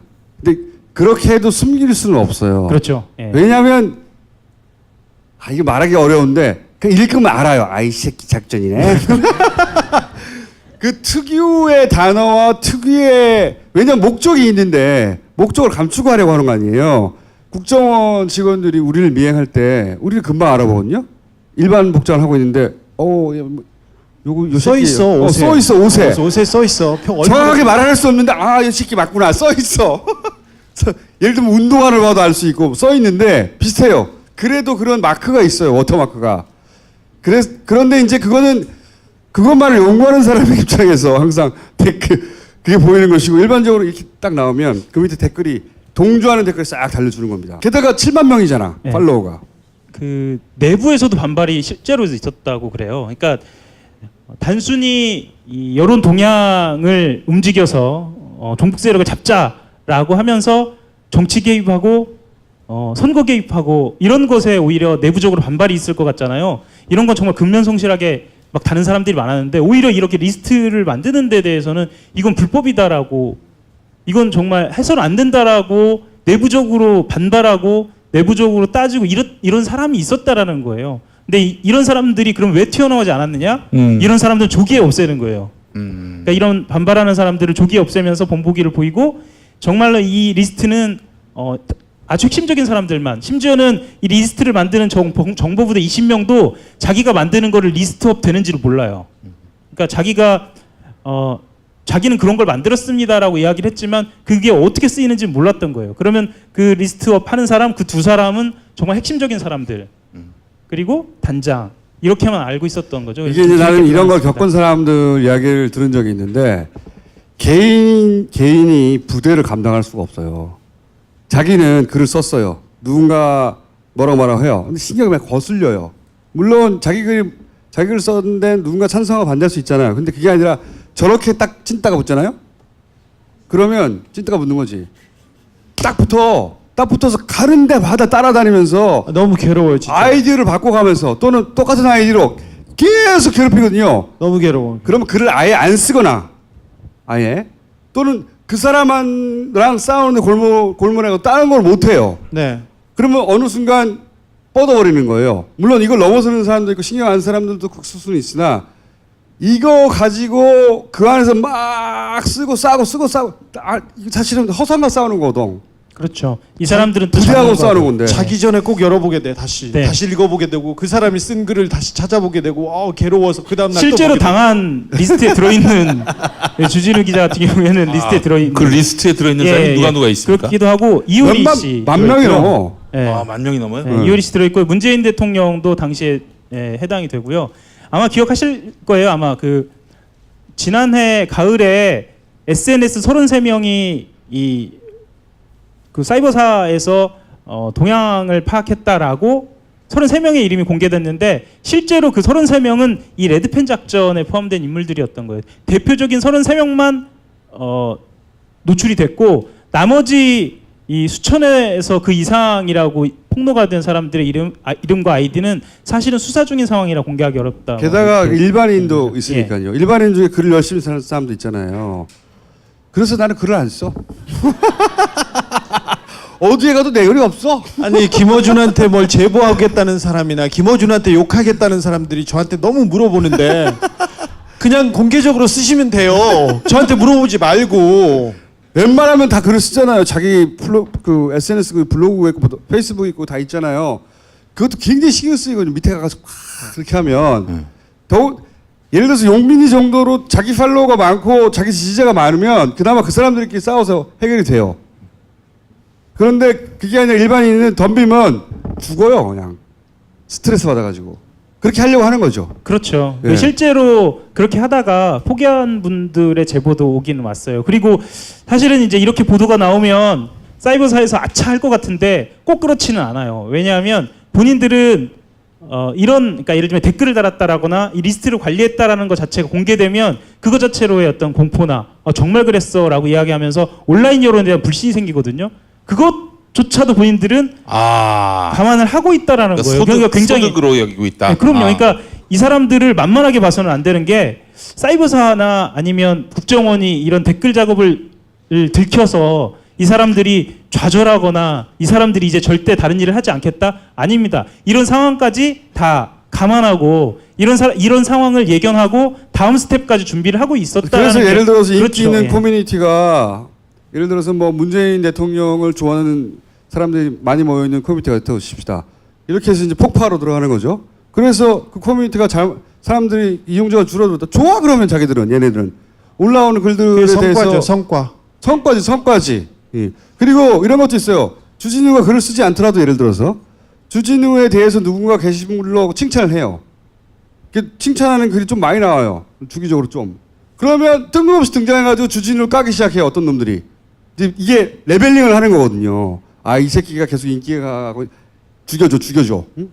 걔네들이 기본적으로 준비해놓은 논리 프레임들이 다 준비가 돼 있어요. 그거는 똑같이 반복합니다. 그거 가지고 새로 생산해내는 게 아니고 똑같이 반복해가지고 사실이 아니어도 상관없어요. 주진우 조금 올라가고 있네. 빡 때려. 그렇게 커뮤니티는 철저하게 관리된다. 지금도. 사이버 사령부도 그렇고 국정원의 심리전단 잘 생각해 보세요. 국정원의 직원이 된다. 국정원의 최고 정보기관의 요원이지 않습니까?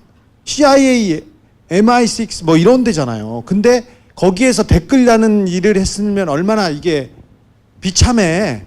거기 가서 댓글 달려고 그렇게 어렵게 들어갔냐 이렇게 우리들은 이렇게 생각하잖아요. 김하영 거기 가서 댓글 달라고 얼마나 비굴했겠냐 그렇게 생각하잖아요. 정말 편한 일이고 그래서 선호부서였어요. 김하영은 결혼해서 잘 살아요. 잘 살아요. 그새 결혼했어요? 그리고 이 온라인 일은 그냥 그 센지 아니지 네가 어떻게 알아? 온라인 일은 자기가 한 일이 기록에 남고 그리고 자기가 얼마만큼 했다고 성과를 보이기가 쉬워서 거기 가려고 다 선호했었어요. 여기도 마찬가지예요. 근데 궁금한 게 이 사이버사나 지금 국정원에서 이 짓을 한 놈들은 지금 뭐 감옥에 갔나요? 아니죠. 특히 사이버사 같은 경우에는 올해와 지난해 말에 구속되기 전까지는 구속된 사람이 거의 없었어요. 근데 정부가 바뀌고 나서 여기 이 작전대 대장이 구속된 게 정부가 바뀌고 나서요. 그러니까 우리가 생각하기에는 다 끝장났을 것 같은데 아니라는 거지. 그렇죠. 그러니까 국정원 댓글을 생각해 보면 원세훈 원장이 구속됐기 때문에 그리고 당시에 그 국정원 심리전단장을 비롯해서 그 조직원들이 구속이 됐기 때문에 사이버사도 그럴 거라고 생각을 하는데 사이버사는 조직이 그대로 있습니다. 아 그대로. 이 조직 그대로 있어요? 네, 조직 그대로 있어요. 근데 지금도 그럼 그 짓을 국정원도 하고 마찬가지고. 봐야 되나요? 그러니까 이게 말이죠.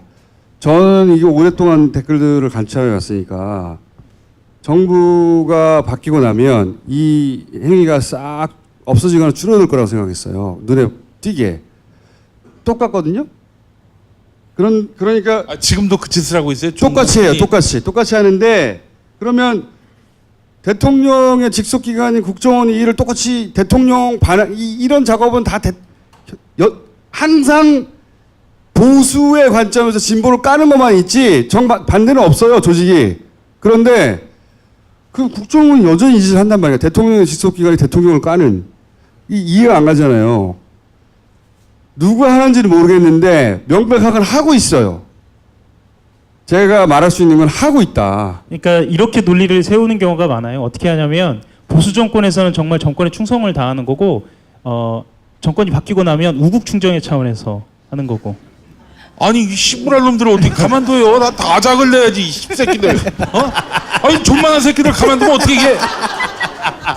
아이 씹새끼를 폭발시켜버려야지 개새끼들. 아니 그러니까 이게 갑자기 흥분하고 그래. 옆에서 들으니까. 저기 근데 사이버 사령부 아니 씨부랄 놈들이 진짜. 어디서 하는지 모르겠어. 어디서? 야, 너 하고 있었는데. 너 얘가 지금 반응이 가장 좋은 거야 지금. 그러니까 아니, 귀에다 대고 하니까 너무 리얼하네요. 그건 잘하는 거야. 아니 우리 월급 받고 지금 씨부랄 지금 아니 개정원이라고 있다는 게 국정원 안에서 하고 있다고 단정할 수는 없어. 예, 그렇게 얘기할 수는 하지만 없죠. 예. 그 패턴 그대로 하고 있다. 그건 명백해요. 자, 왜냐면 내가 관찰한 10년 동안 변함이 없으니까 지금도. 사이버 사령부에서 사령부 여기 장하고 530단 장 정도 구속됐지. 그렇죠. 예. 나머지는 다 그대로 있어요. 예, 그대로 있고 나머지는 그대로 있어요. 새끼들 다 국정원도 잘라버려야지, 마찬가지예요. 씨발놈들이. 심리전단하고 국정원장이 구속됐지. 그때 차장들이나 그 국장들 다 그대로 있어요. 그래놓고 얘네들 논리가 뭐냐면 위에서 시켰는데 시킨 거 한 게 무슨 죄냐, 무슨 잘못이냐 이렇게 하고. 너 이 씨발 금요일날 밤 10시에 나와 이 씹새끼들. 형편부터 이 개새끼들. 이 씨발 새끼들. 야 어디로 나오란 말을 해야지. 집 밖으로 나오면 되냐 그냥? 나오는 건 실제로 내가 나오는 건 국방부 싫어요. 청사 앞에 갈게 이 개새끼들아. 나와 이 씹새끼들. 근데 지금 국방부 장관 뭐 어떻게 들으실지 모르겠지만 지금 현 국방부 장관이 여기에 개혁 작업, 청산 작업에 대해서 좀 미온적이에요. 우리 국정원장도 마찬가지예요. 조직의 개혁 작업에 대해서 되게 미온적이에요. 그래도 국정원은 검찰이 댓글 수사를 예전에 하다가 말았던 예전에 하다가 캐비넷에 넣어둔 자료들이 있어서 이만큼 갔는데 지금 국정원에서도 계속 자료를 안 내놓고 있고 이 국방부도 마찬가지예요. 이런 일을 했어요. 이런 일을 했는데 이걸 놔둬서 되겠어요? 그래서 최근에 그 당시 2013년도에 수사를 했던 수사 책임자들을 구속시켰고 최근에 이번 주에 지난주입니다. 네, 이번 주에 며칠 지난주. 전이고요. 네, 며칠 전에 그렇죠. 이번 주 지난주 걸쳐서 구속이 됐고 그게 명백하게 축소 수사였다라는 게 밝혀지고 있고요. 실제로 아까도 말씀드렸지만 이 정보대에 말고 이 작전부대에 있었던 여기 부대장이 사실 핵심적인 인물이었는데 이 부대장도 최근 들어서 구속이 됐습니다. 그래서 이제서야 좀 성과가 좀 나고 있는 그지로 만들어버려야 돼. 이 씹새끼들 진짜 아주 다 패가망신을 내서 3대가 그냥 사이버사 530란 여기 이 직원을 뽑으려고 특채를 하려고 고려대학교에서 과를 만들었잖아요. 그래서 걔네들은 거기 가면 장학금을 주고요. 그리고 저기서 특채를 해요. 근데 가서 계속 그 수업이 그런 거예요. 김어준 빨갱이, 주진우 빨갱이 맨날 이런 거죠. 그런 일을 하고 있었어요. 우리 정부가. 그 올 1년이 너무 중요합니다. 네. 이런 개혁 작업은 지금이죠. 1년이 되기 전에 하지 않으면 이 조직 자체가 그대로 잔존해 있고 그대로 이 노하우가 축적돼 있기 때문에 실제로 합참에 있는 민심부, 그러니까 민간인을 향한 이 심리전을 하던 부대가 국정원의 심리전단이 된 것처럼 이게 지금 해결이 안 되면 안 되는. 그래서 여기 부대 밑에는 또 민간인 지원, 또 민간인들 외곽 부대가 또 하나씩 다 붙어 있어요. 이 자체로 어마어마한 진짜 엄청난 작전이에요. 제가 김영삼 전 대통령 딱 하나 존경하는 분이 뭐냐면 그 하남에 척결할 때요. 퇴근 시간에 인사명령을 냅니다. 그 다음날 아침 가서 출근을 했더니 책상이 없어. 바로 그 전날에 잘라버린 겁니다. 그렇게 해서 숙청을 해버렸어요. 이 씨부랄 새끼들은 아예 잿더미로 만들어버려야 돼. 이 사무실을 씨부랄 놈들 진짜. 이것도 듣다 보니까 좀 적응은 되네요. 처음에 되게 무서웠거든요. 다른 데 쳐다보면서 해. 왜 그래? 저를 왜 자꾸 쳐다보세요? 밉상이라서.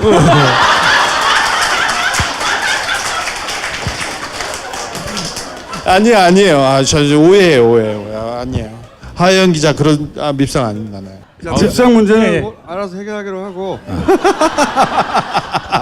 죽든 살든 알아서 해결하기로 하고 더 할 거 있어 밉상? 아니고요. 할 건 더 없는데 사실은 아니 하영 기자가 한 가지는 제가 말씀드릴 수 있어요. 많은 오해를 받고 있지만 알아서 해결해 네가. 그게 중요한 건 아니고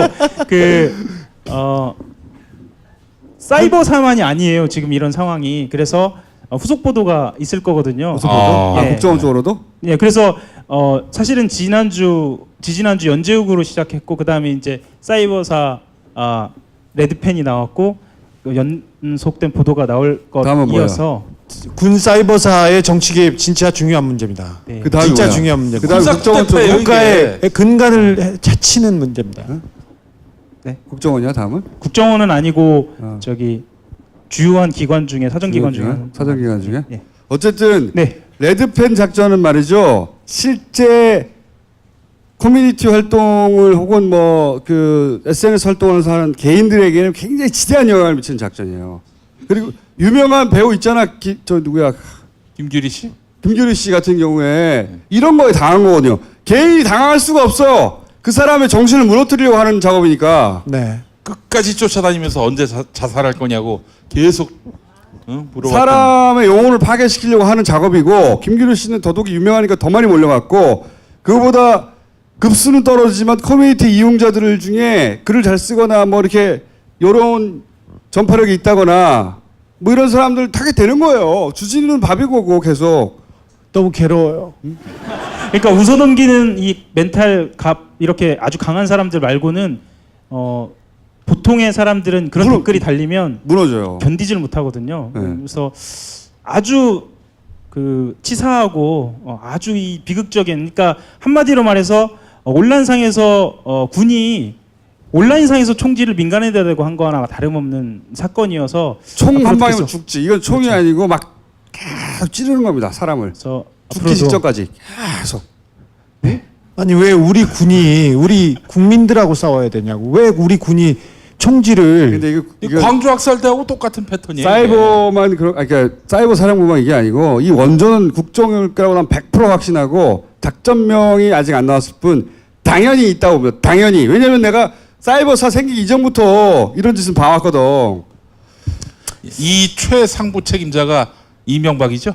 그러니까 이게 해당되는 모든 시기에 걸쳐서 그러니까 시작부터 이명박 대통령이 있어요. 그리고 김관진 장관이 있고 우리가 사실 알기 어려운 이름들이었는데 외울 수밖에 없었던 그 떠올려지는 이름들이 다 지금 이 작전에 해당돼 있습니다. 아이씨, 새끼 진짜. 씨발 새끼 진짜. 이명박 씹새끼 진짜. 이명박 씹새끼. 족 같은 새끼 아닙니까? 이게. 제가 사과라도 해야 할 것 같은데 자꾸 저를 보면서 왜 말씀하시는- 이명박 대통령이야? 개새끼지. 씨부랄 새끼. 하여튼 이 사실을 알고 나면 많은 의문이 풀려요. 커뮤니티에서 아 그래서 그랬구나. 그 작전이에요 다. 예. 작전이고 그렇게 당하신 분들도 많을 거예요. 밉상에게 이번에는 제보를 좀 해주세요. 밉상이지만. 크고 중요한 문제입니다. 이 문제. 나도 이렇게 당했다. 그 네. 사례가 많이 쌓이면 또 하나의 카테고리가 나오거든요. 이런 유형 저런 유형. 이게 틀림없이 나를 스토킹한 거였구나. 예? 물론 땅 가지고 싸울 수도 있잖아요. 그런 건 하지 말고 재산 분쟁이 일어났다든가 자기들끼리 감정 싸움이 커뮤니티 내에서 일어났다 그런 거 말고 정치적 이슈를 가지고 끊임없이 이 스토킹을 하고 또 뜬금없이 튀어나와서 이상한 글을 쓰고 뜬금없이 물타기를 하고 뭐 어떤 주제만 나왔다 하면 혹은 뭐 예를 들어서 김용민, 주진우, 김어준 혹은 뭐 이런 걔네들이 주요 타겟으로 하는 인물이 이슈로 등장했다고 하면 여금없이 나타나가지고 댓글을 달하는 경우가 반드시 모든 커뮤니티에 있을 거예요. 대형 커뮤니티에는 오늘 밉상에 준비한 건 여기까지예요. 예. 예. 제가 금요일에 현피 뜨자고 한 말 농담 아닙니다. 예. 이게 토요일 날 업데이트 되죠? 예.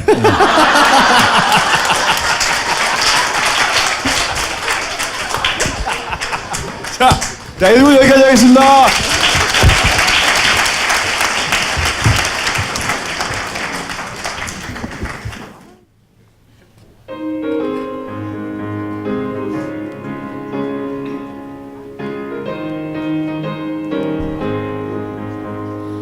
출세하고 싶은 공무원 가까라인 되려면 쥐도 새도 할 수 없게 댓글 공장 벌여라.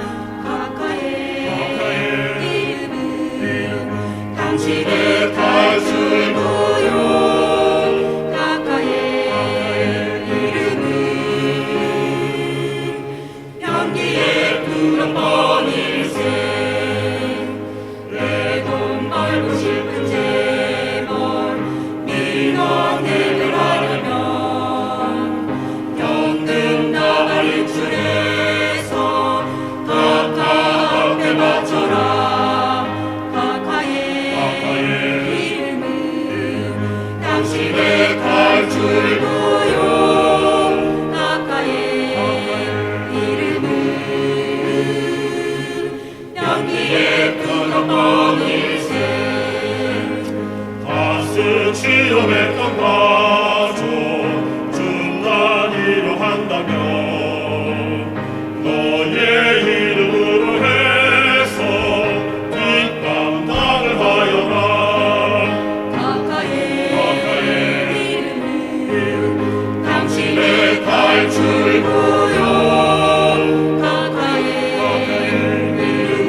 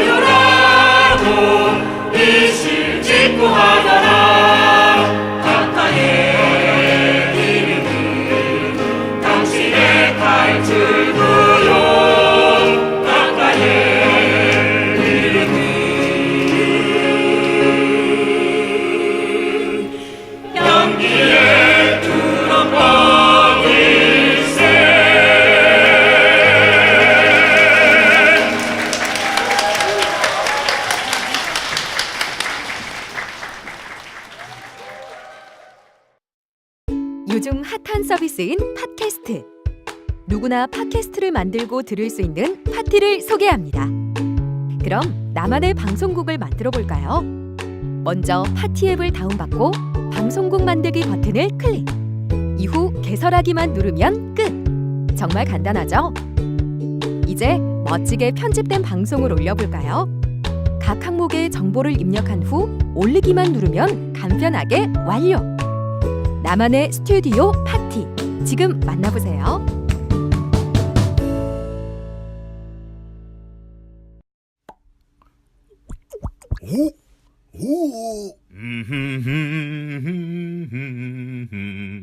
흑돼진 흑돈주. 가볍게 한잔 하시죠. 나 차 가져왔는데. 아예 착한 콜 대리운전이 있잖아요. 착한 콜? 딴지가 기부 내역을 검증한 착한 콜 1800-9998 대리운전도 믿고 맡기세요.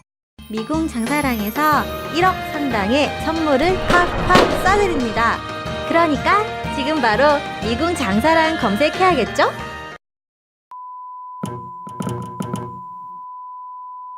제가 가사 저거 개사하는데 한 1시간 한 20분 정도 걸립니다. 예. 열심히 만들었는데도 불구하고 그걸 안 보고 어딜 갔다 오셨어요? 뭐 뭘 보긴 봐. 안 보고 다 봤는데. PPL 시간이 돌아왔습니다. 베네 허브에서 야심차게 준비한 국민건강 활력 프로젝트 건강기능식품 고백 3종. 황후의 고백, 황제의 고백, 용왕의 고백. 한마디로 인생의 활력을 얻었다, 이런 얘기지요. MB가 이걸 드시고 구속돼도 솟아날 구멍이 있다는 희망을 얻으셨다고 합니다. 예, MB만 드셔야 하는데 측근들도 다 먹는 바람에 검찰 가서 너도 나도 고백하고 있습니다. MB가 시켰다고. 하이드로커큐민이라는 강황 분말 등 몸에 좋은 성분들로 미네랄과 비타민의 이길 권장량을 함께 복합 구성해서 믿고 먹을 수가 있습니다. 가임기 그리고 폐경 이후의 여성, 지쳐있는 남성과 입시 공부에 시달리는 청소년에게도 좋은 건강식품이라고 합니다. 20세부터 80세까지 모두 유익합니다. 간 건강에도 좋다고 하는데요. 자, 지금 설날 이벤트로 2종을 구매할 때는 2종 추가 증정도 하고 있으니 딴지 마켓에 접속해서 확인해 보시기 바랍니다. 체험의 지혜 건강지킴이었습니다. 이제는 팟캐스트에서 유명한 숙취 해소 건강식품이죠. 음주 전 또는 음주 후 한 포씩 먹으면 되고, 평소 주량이 약하다고 생각하는 사람들은 음주 중에 한 포씩 수시로 더 먹어도 됩니다. 2포, 3포, 4포 다 먹어도 됩니다. 그러면 빨리 사겠죠. 또 과리평이라서 물 없이 바로 드실 수가 있습니다. 물에 타 먹어도 괜찮고요. 자, 지금 안태근이 술술 풀리고를 먹지 않고 까불며 살다가 큰 죄를 지었다 이러면서 통안의 한숨을 쉬고 있다고 합니다. 지금 설날 이벤트로 2종 구매 시 한갑 추가 증정하고 있으니까요. 딴지 마켓에 접속해서 확인해 보시기 바랍니다. 술술 풀리고였습니다. 네, 이제 잠시 후에 이정열 판사님 모시고 지금까지 나온 MB의 범죄 혐의 이거를 계산기로 두드려 봤을 때 대략 한 몇 년이 나올지 이걸 한번 함께 계산해 보는 시간을 갖도록 하겠습니다. 그 시간은 일어서지 않으실 거죠? 예, 일어서면 안 됩니다. 예, 이거 어렵게 왔는데 3시부터 앉아 있었는데. 예. 저 형님이 예전에 2010년 그 뉴욕 타임스 그 한겨레에서 같이 했을 때 저한테 제 나이 들고 보니까 말이야, 나도 나처럼 생긴 자식이 생겼으면 좋겠다, 이런 얘기를 하신 적이 있었어요. 어디다 쓰긴, 사람을 어디다 쓰긴. 예. 누가 감당하라고.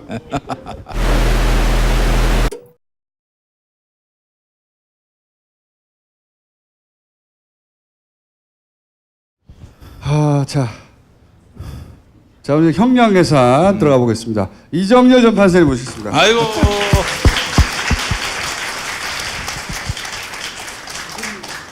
방송인 이정열 사무장을 모시겠습니다. 방송국에서 이렇게 방송 진행을 맡길 때도 된대 이제. 네네, 섭외가 마구 오고 있어요. 네. 판사님, 법조 평론가로 새 지평을 여시면 어떻겠냐라고 제안한 사람이 누구였죠? 평소에 존경에 맞이하는 우리 김은민 교수님께서.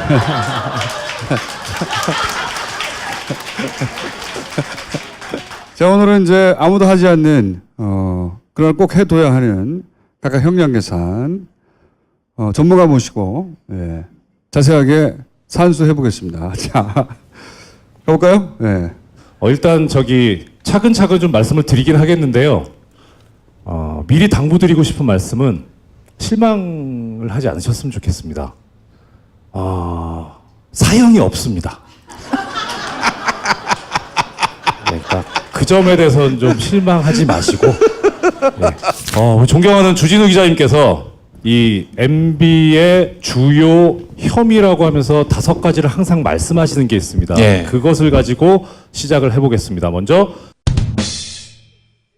이게 지금 공직선거법에 규정이 있는데요. 선거에 관여를 한 거죠.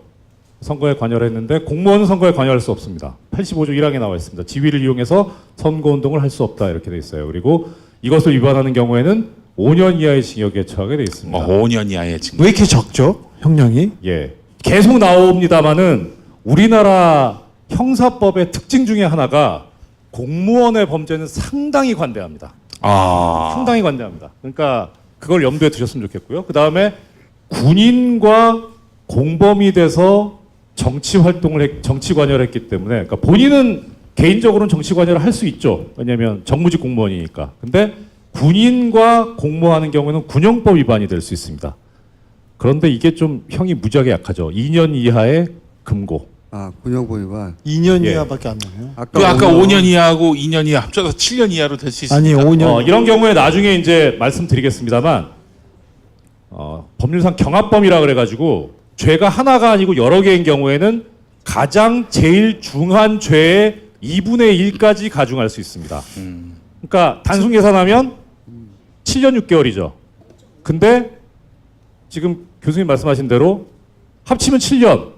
그러니까 두 개를 합쳐도 7년인데 7년 6개월이면 좀 이상하잖아요. 그러니까 원칙은 2분의 1 가중할 수 있으나 합친 거를 넘어가진 못합니다. 그래서 요 두 개만 합치면 7년입니다. 군형법에 군인의 정치 개입인데 군인의 그렇죠. 대선 개입인데 엄청나게 형량이 작나요? 작죠. 법을 바꿨으면 좋겠는데 그 딴 거 다 두고 금고에 처한 달을 금고에 가둔다. 어떨까? 딱 좋네요. 딱 좋아. 아니면 금고로 친다. 금고로 친다. 예, 좀 특활비 상납. 뇌물이죠, 뇌물. 뇌물이 워낙 횡행하다 보니까 액수에 따라서 구분해 놨습니다. 1억 원이 넘는 경우에는 무기 10년 이상. 일단 요거로만으로도 무기가 가능하다는 거네요. 예. 그 2항이 좋아요. 그 죄 정한 형의 수뢰액 받은 뇌물의 2배 이상 5배 이하의 벌금을 병과한다 함께 부과할 수 있다는 겁니다. 좋댔네. 좋댔어. 예, 그 다음에 특활비 관련해서 이거는 국정원의 돈을 갖다 쓴 거잖아요. 예. 그러니까 국고를 손실시키는 그렇죠. 국고 손실죄가 쓰지 않습니까? 예. 5억 이상인 경우에는 무기 5년 또는 이상. 5년. 5년 이상이에요. 이하가 아니라 무조건 5년 이상이야. 그러니까 여기서 지금 비교해 보시면 뇌물이 더 센 거죠. 그죠? 무기는 똑같은데 최하한이 뇌물은 10년이었는데 이거는 5년입니다. 그다음 또 뭐가 있느냐? 특활비를 받아다가 엄한데 썼죠. 횡령죄가 됩니다. 맨 밑에 보시면 업무상 횡령죄가 있죠. 이것도 액수가 많으면 특정 경제범죄 가중처벌 등에 관한 법률에 의해서 형이 올라갑니다. 이득액이 50억 원 이상이면 무기 또는 5년 이상입니다. 그러면 지금 여기까지만 정리해 보면 뭐 있죠? 공직선거법 5년 이하, 군형법 2년 이하, 그 다음에 뇌물 무기 10년 이상, 그 다음에 국고손실 무기 5년 이상, 그 다음에 헷갈려. 저기 한 번 더. 업무상 횡령 무기 5년 이상. 네. 벌써 무기 3개 나왔어요. 무기 3개 받고 시작합니다. 일단 3번 더 태어나면 되겠네. 사형이 없다. 롯데월드 특혜 관련해서 지금 상정 가능한 거는 활주로를 바꿔버렸잖아요. 공군의 의사를 무시하고 의견을 묵살하고 그래서 자신의 지위를 이용해서 의무 없는 일을 행하게 한 때입니다. 이 경우에 직권남용죄가 돼서 5년 이하의 징역 근데 이 롯데월드 수사가 잘 돼서 예. 롯데월드 수사가 잘 돼서 뇌물로 엮였을 경우 그렇죠. 무기 10년 이상. 뇌물일 경우. 뇌물을 준 사람이 다르기 때문에 별도의 범죄가 됩니다. 여기까지는 뇌물 4개, 뇌물이란다. 무기 4개.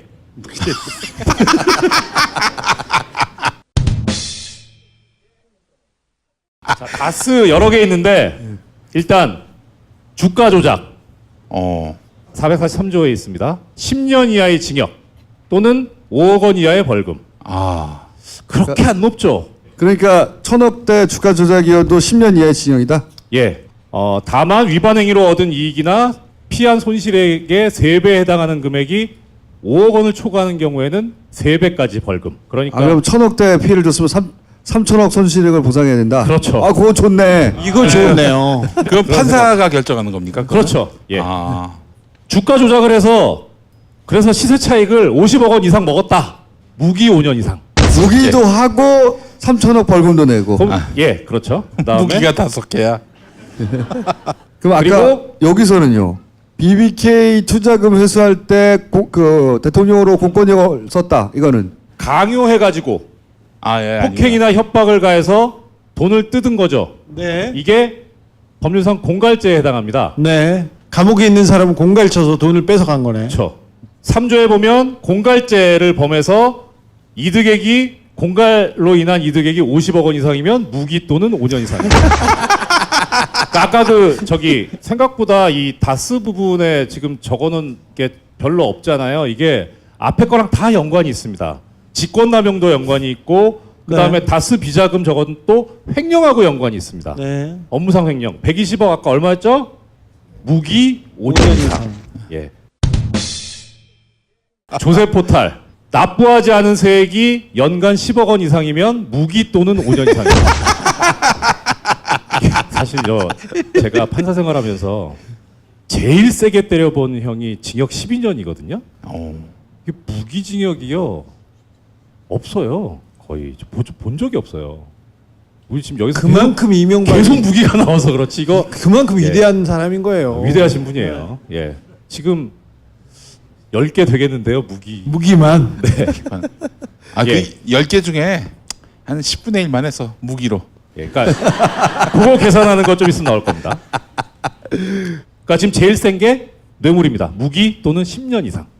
자, 그러면 이렇게 지금 우수수 있는데 이건 그럼 어떻게 처음에 결정하느냐? 조금 전에 보신 거는 법에 얼마 이렇게 적어놨잖아요. 이거를 법에서 정한 형이라 그래서 법정형이라고 합니다.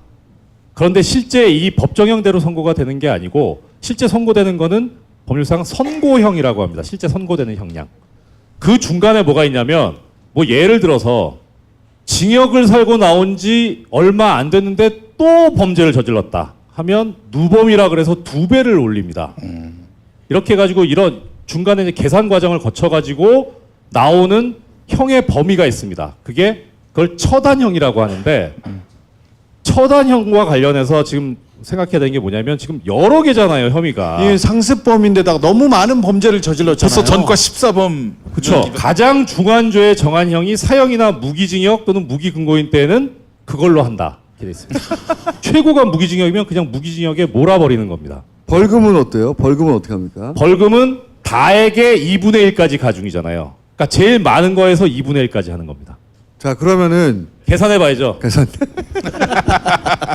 우리나라 양형위원회에서 만들어 놓은 각각의 범죄별 양형 기준입니다. 제일 센 게 뇌물이었죠. 무기 10년 이상. 그러니까 뇌물죄를 기준으로 보겠습니다. 먼저 뇌물에 있어서 액수를 기준으로 해서 6개로 단계를 나눠놨어요. 양형위원회에서. 근데 보나마나죠? 5억 원 이상. 5억 원 이상 뇌물인 경우에 기본적으로 양형위원회에서 권고하는 형은 9년에서 12년 사이입니다. 깎아야 될 요소가 있을 때는 7년에서 10년 사이, 올려야 될 사유가 있을 때는 11년 이상 또는 무기징역까지 가능하다 이렇게 하고 있습니다. 가중 요소, 감경 요소, 올려칠 만한 사유가 뭐가 있고 깎을 만한 사유가 뭐가 있는지 따져보죠. 깎을 거. 가담 정도 및 실제 이득액이 극히 경명 아니죠? 예. 예. 공무원 또는 중재인이 될 자인 경우 아니죠? 될 자가 이니까. 요구 약속에 그친 경우 받지는 않은 경우라는 겁니다. 아니죠. 해당 없고. 농화자 아니고 수사 개시 전 뇌물 반환 그랬을 리가 없고 심신미약 전혀 아니고 절대 아닙니다. 절대 아니에요. 심신초강 이건 없나요? 예. 자수 또는 내부 비리 고발 택도 없는 소리죠 이거. 네. 예. 그 특가법 4조의 준공무원 이건 뭐냐면 은행, 공기업 공무원이 아니거든요. 예. 근데 이런 뇌물 같은 경우는 공무원으로 본다 이렇게 돼 있어요. 근데 이것도 해당 사항 없죠. 진지한 반성. 그 밑에 형사처벌 전력 많음.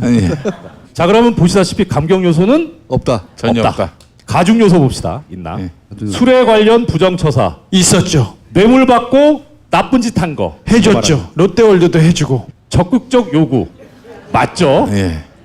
피지휘자에 대한 교사 맞죠. 맞죠? 직권남용 딱 떨어지죠. 교사 정도. 누범은 실형 받고 3년 출소한 지 3년 안에 범죄를 저지른 경우라 요거는 없어요. 2년 이상 빠져나요. 장기간의 뇌물 수수 맞습니다. 맞죠? 네. 5년 동안 업무 관련성이 높은 경우 매우 높습니다. 무지하게 높죠. 예.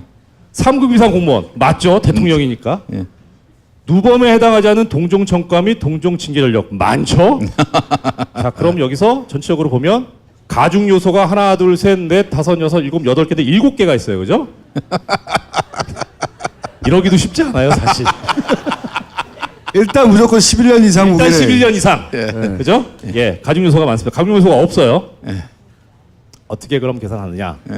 27페이지의 4번. 3개 이상의 다수범인 경우에는 기본 범죄의 형량 범위 상한. 기본 범죄가 뇌물이잖아요. 제일 세니까. 뇌물죄가 정한 형의 상한에 다른 범죄 중에서 상한이 가장 높은 범위의 2분의 1. 다른 범죄에서 상한이 높은 범죄 뭐 있었습니까? 무기가 무지하게 많았죠. 그런데 이런 요소가 있습니다.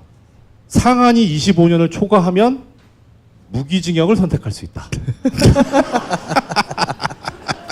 판사님 최근에 무기징역이라고 이렇게 선고하지 않고 몇십 년 이렇게 그게 50년까지만 가능합니다. 50년까지. 우리나라 법은. 네. 우리나라에서 50년까지는 그런데 이명박은 무기징역보다는 숫자로 말해줬으면 좋겠어요. 저도 그게 좋을 것 같아요. 예. 예. 173년 뭐 이런 거 근데 있잖아요. 그게 아니에요. 그게 법적으로 아니에요. 불가능해요. 해봐야 50년. 50년이라니까요. 예. 그게 마음에 안 들어. 구형 미국은 200년, 300년 이런 것도 나오잖아요. 저 검사들하고 얘기가 나왔을 때 처음에 이거 몇 번 얘기해봤거든요. 그런데 구형 얘기 나왔을 때 처음에는 뭐 7년 정도 가능합니다 그랬는데 조금 수사하다가 17년 가능합니다 그러다가 40년까지 갔었어요. 사실 원래 좀 재밌게 하려면 이런 거 해가지고 어느 범위에 들어올까요? 그래서 문제를 내드려야 마땅한데 하다 보니까 워낙 너무 무의미해진 거예요. 그러니까 워낙 이게. 훌륭하셔가지고. 오늘 그럼 이걸 한번 해주세요. 뭐냐면 최저형으로 만약에 법정에서 나올 경우 했을 때 예상치의 그 이명박 선고 1심 그리고 아마도 여러 가지 감안할 때 현실적으로는 이 정도가 나올 것이다. 지금까지 나온 것만 봤을 때 그거 두 번째. 세 번째는 판사님이 보시기에 그걸 다 합치면 이 정도 될 것이다. 숫자의 합은. 그게 실제 이렇게 되어야 마땅한다는 숫자. 이 세 가지를 좀 제시해 주세요. 맨 끝에 거는 너무 뻔하잖아요. 무기? 다 아시잖아요. 무기징역이죠 뭐. 그거를 예. 그러니까 50년 제한 두지 말고 다 더하면 몇 년까지 나가요? 다 더하면요? 네. 안 해봤는데. 자 그럼 그건 무기로 두고.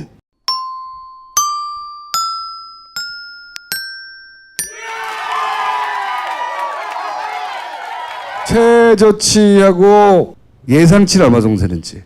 일단 법률적으로 가능한 거는 최저는 5년이에요. 5년. 전부 유죄가 가능하다고 하면. 예, 왜냐하면 장량 감경이라 그래가지고 판사가 재량으로 하한 제일 낮은 거에 절반까지 깎을 수 있어요.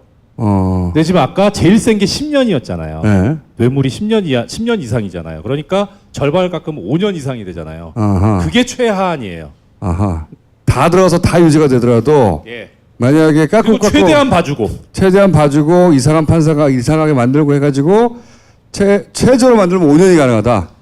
이거는 가능할 수 있어요. 자수를 하게 되면 또 절반을 깎을 수 있거든요. 그런 일은 절대로 일어날 리가 없기 때문에. 예. 그러니까 만약에 한다면, 그러니까 지금 깎을 수 있는 사유가 세 가지인데 하나는 재량으로 판사가 깎는 경우, 그 다음에 심신미약인 경우, 그 다음에 자수하는 경우, 그 다음에 미수. 근데 미수는 지금 전혀 해당이 없으니까. 미수. 예, 일단은 자수를 하게 되면 절반. 용민아 자수하라고 해라. 자수하라. 뇌물을 자수한다면 막 2년 6개월까지는 가능합니다. 예상되는 형량은 얼마라고 보십니까? 사실 무기징역 선고하기가 그렇게 어렵잖아요. 예, 녹록한 상황은 아니에요. 그러니까 이게 전부 다 유죄가 되면서 정말 국민적인 공분이 일어나야 되는데 이 케이스를 놓고 봤을 때 제일 문제가 됐던 게 뭐냐면 노태우 재판이었어요. 그때 22년 6개월인가 나왔잖아요. 예. 이 사람 사형은 아닙니다. 예, 그때 왜 그런 형량이 나왔냐면 비교 대상이 있었어요. 전두환이라는. 그러니까 전두환을 사형하는데 노태우도 사형한다? 그거는 박정희나 전두환이 하는 짓이지 문민정부에서는 좀 그렇지 않냐라는 게 판사들 생각이었던 그런 걸 거예요. 왜 그런 고려를 해요? 난 도저히 이해할 수 없네. 저도 그래요. 법대로 하면 되지. 그 시부라 해줘. 그래서 판사님 죄송합니다. 잠깐. 시부랄. 네. 사실 제가 교수님 옆에 있지만 저도 만만치 않게 하는데 통촉하시고 안 돼요, 판사님. 예, 그러니까 그런 걸 감안하면 사실 무기징역이 쉽지는 않을 거예요. 그러므로 저는 25년을 넘기는 어렵지 않을까. 현실적으로 예, 20년 선이다. 예, 25년 길어 많아야 25년. 야, 근데 이명박 나이가 77살인데 그 건강을 생각해 보면 좀 더 나와야 돼요. 그렇죠. 더 나와야 그러니까 된다. 한 거를 보면 그런데 지금 박근혜하고 비교를 해볼 필요는 있어요. 그러니까 박근혜 같은 경우에는 파면이 됐잖아요, 국민에게서. 그럼 그것만 놓고 봤을 때 이명박과 박근혜 중에 누가 더 나쁘겠습니까? 박근혜가 더 나쁘거든요. 일단 평가를 하기에는. 그러니까 박근혜가 과연 무기징역이 나올 것인가도 또 약간 좀 의문스러운 부분이 없지 않아 있는데 만약에 박근혜가 무기징역이 안 나온다. 설령 무기징역이 나온다 해도 그것보다 좀 떨어지는 MB한테 무기징역을 한다고는 그렇게 현실적이진 않을 것 같아요. 사법부 내에 이런 공식과 또는 뭐 형을 때리는 어떤 기준에 의해서 일반 국민들 생각하듯이 다 혐의가 인정되더라도 무기징역이 나올 가능성은 그렇게 높지 않다. 높아 보이지 않아요. 현실은 김용민이가 만약 이런 범죄 저지르면 어떻게 나옵니까? 무기징역 나오지 새끼야 너는. 교수형이야, 교수형. 아까 왜 금고에 넣는 형이 있었죠? 금고로 친 다음에 넣어. 금방 안 들어가니까. 벌금은 뭐 벌금은요, 맞아. 추가로. 그러니까요. 벌금이 사실 오히려 더 그 양반한테 치명적이죠. 예, 치명적일 뿐만 아니라 지금 특히 뇌물 같은 경우에는 이제 그 범죄 행위로 인한 수익을 몰수하는 특례법이 있어요. 옛날에는 뇌물에 해당하는 그 액수만 몰수하거나 추징할 수 있었는데 지금은 두세 배죠? 두 배에서. 지금은 그거를 종잣돈으로 해서 번 거, 까지 가져올 수 있거든요. 그러니까 그게 사실 크죠. 벌금은 벌금대로 하고, 난 범죄 수익은 범죄 수익대로 몰수하고. 그렇구나. 돈을 많이 찾아야 되는구나 그러면. 그렇죠. 최대한. 예. 예를 들어서 임기 중 혹은 뭐 공소시효가 살아있는 기간 동안에 해외에 꼬물쳐둔 돈이 있다. 그걸 내가 다 찾아올 수 있는 거네요? 조세 포탈이잖아요. 지금 제가 여기 안 쓴 게 뭐가 또 있냐면 외국환 관리법이 있습니다. 예. 그다음 또 하나가 대통령 기록물 관리법 위반. 예, 이번에 그것도 이번에 했지. 예. 그거 자백했잖아요, 그건 아예. 예. 예. 맞다. 예. 도로 갖다 놓으라고. 이거는 너 실수를 했다. 다시 해봐, 똑같아. 너 실수를 했다. 기침해봐, 기침.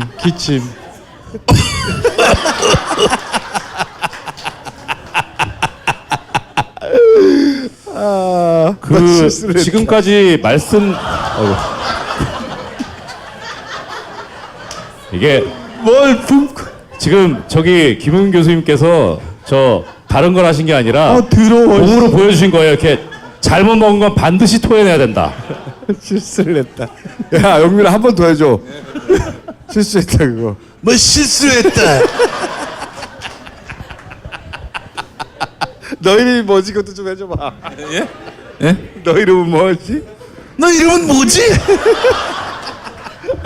드루트가 더 웃겨 그럼. 자 그러면은 요 지점에서 하나 뜰 거예요. 이명박 각하가 받아야 될 형량은 1번 5년, 2번 20년형, 3번 무기징역, 4번 사형. 요거 한번 여론조사 한번 해보죠 저희가. 예. 네. 그리고 지금까지 말씀드린 거는 이제 주진우 기자님께서 평소에 강조해 오신 5가지 혐의 뿐만 그것만 가지고 말씀드렸던 거고, 제가 받은 거 중에 혐의가 캐나다 농협 대출 사건, 현대차 커넥션, 다스 승계, 자원 사기, 내곡동 사저, UAE 원전 수출, 블랙리스트 언론 장악, 4대강 방산 비리. 이거까지 다 하면 어떻게 될지 또 모르겠어요. 근데 아무튼 사형은 없다. MB가 지금 어떤 상태예요? 아니, MB 열심히 회의하고 있죠. 처음에는 뭐 괜찮다고 얘기했는데 계속 전직 장관들, 총장들이랑 이렇게 얘기를 하고 있고 회의를 하는데 점점 사람들이 해외 출장과 지병과 다른 얘기를 하면서 빠지고 있어요. 그래서 회의가 잘 안 되고 있는데 청와대에서 일했던 사람들 위주로, 그리고 법무법인 발언 위주로 이렇게 해서 팀을 짜서 얘기를 하고 있는데 얘기가 전혀 안 되고 있습니다. 네. 안 되겠지. 너무 많아. 네, 계속 쏟아져 나오고 있어서요. 그 지하 창고에서 다른 서류들도 그렇지. 많이 다른 나왔어요. 서류가 분명히 있을 텐데 많이 나왔어요. 내가 이해하는 건 그거를 왜 다 없애버리지 않았을까? 응? 자기가 영원히 안전할 줄 알았던 것 같아. 그것도 있고 설마 여기까지 오겠느냐 이렇게 생각을 했고, 다스가 갑자기 이렇게 불이 붙어서 국민들이 이렇게 움직이기 시작하면서 수사가 빨리 돼서 다스 누구 겁니까? 여기 시작된 거 여기 다. 그래서 이 사람들이 타이밍을 놓쳤어요. 그래서 중간에 아니 여기까지 이렇게 손쓸 때까지 뭐 했냐 계속 그 내부에서 그런 얘기가 나왔어요. 굉장히 많은 혐의가 있는데 그 혐의들을 입증하는 건 모두가 다 쉽지 않은 일들이에요. 다 사이버 사령부도 가다가 막혔잖아요.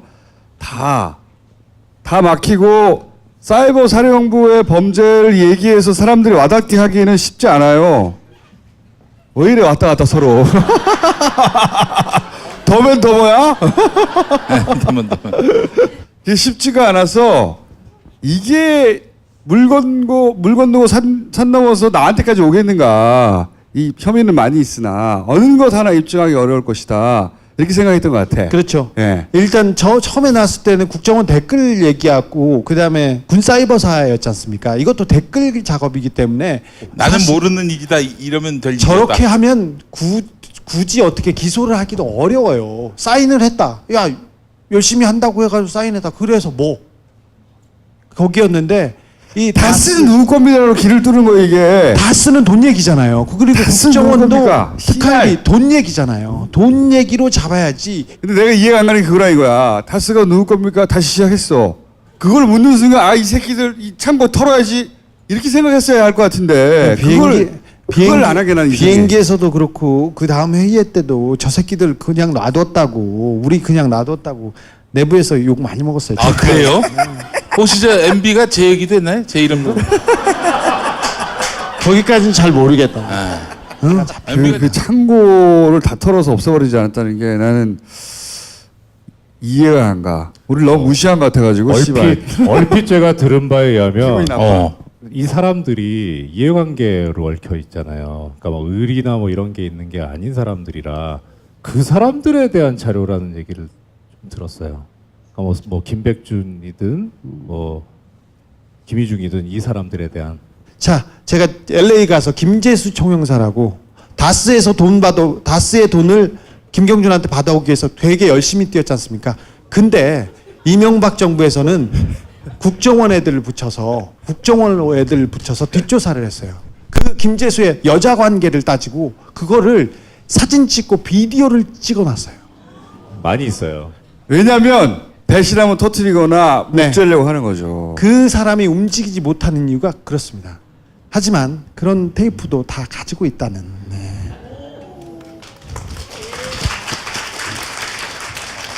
아니 그걸 왜 안 배웠을까? 난 그게 참 신기해. 난 좀 무시당한 것 같기도 하고. 좀 그렇기도 하네. 기분 나쁘네. 야 우리 9년 동안 기다리는데 너 잡으러 간다 했는데 도망을 안 가고 말이지 창고에다가. 아직도 압수수색할 곳이 몇 군데 남아 있어요. 저 다스 누구 겁니까? 누가 먼저 얘기하셨는지 박수 한번 부탁드립니다.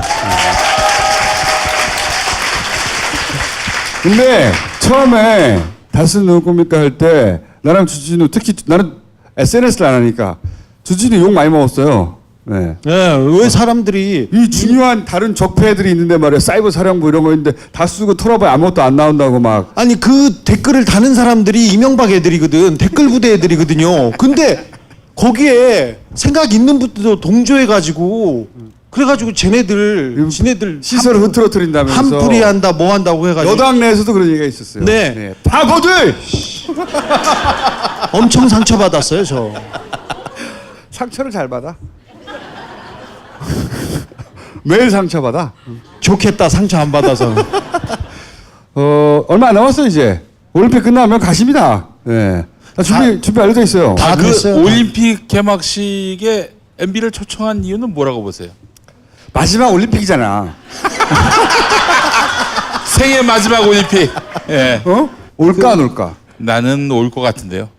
이제 고민할 거야. 가고 싶은 마음과 자기가 유치해서 이렇게 알리려고 내가 유치했다는 걸 알려서 이것이 여론에 도움이 되지 않을까 이런 마음 하나 하고 또 한쪽에서는 아니 이쪽 정부는 그 문재인 정부한테 왜 면죄부를 주냐고 정치보복 아니라고 하는 가시면 안 된다고 이렇게 머리를 굴려서 말리는 애들과 그걸로 지금 정확하게 싸우고 있어요. 그렇지 당연하지 지금 그대로 싸우고 있어요. 내 걔네들 마음을 다 알아. 네.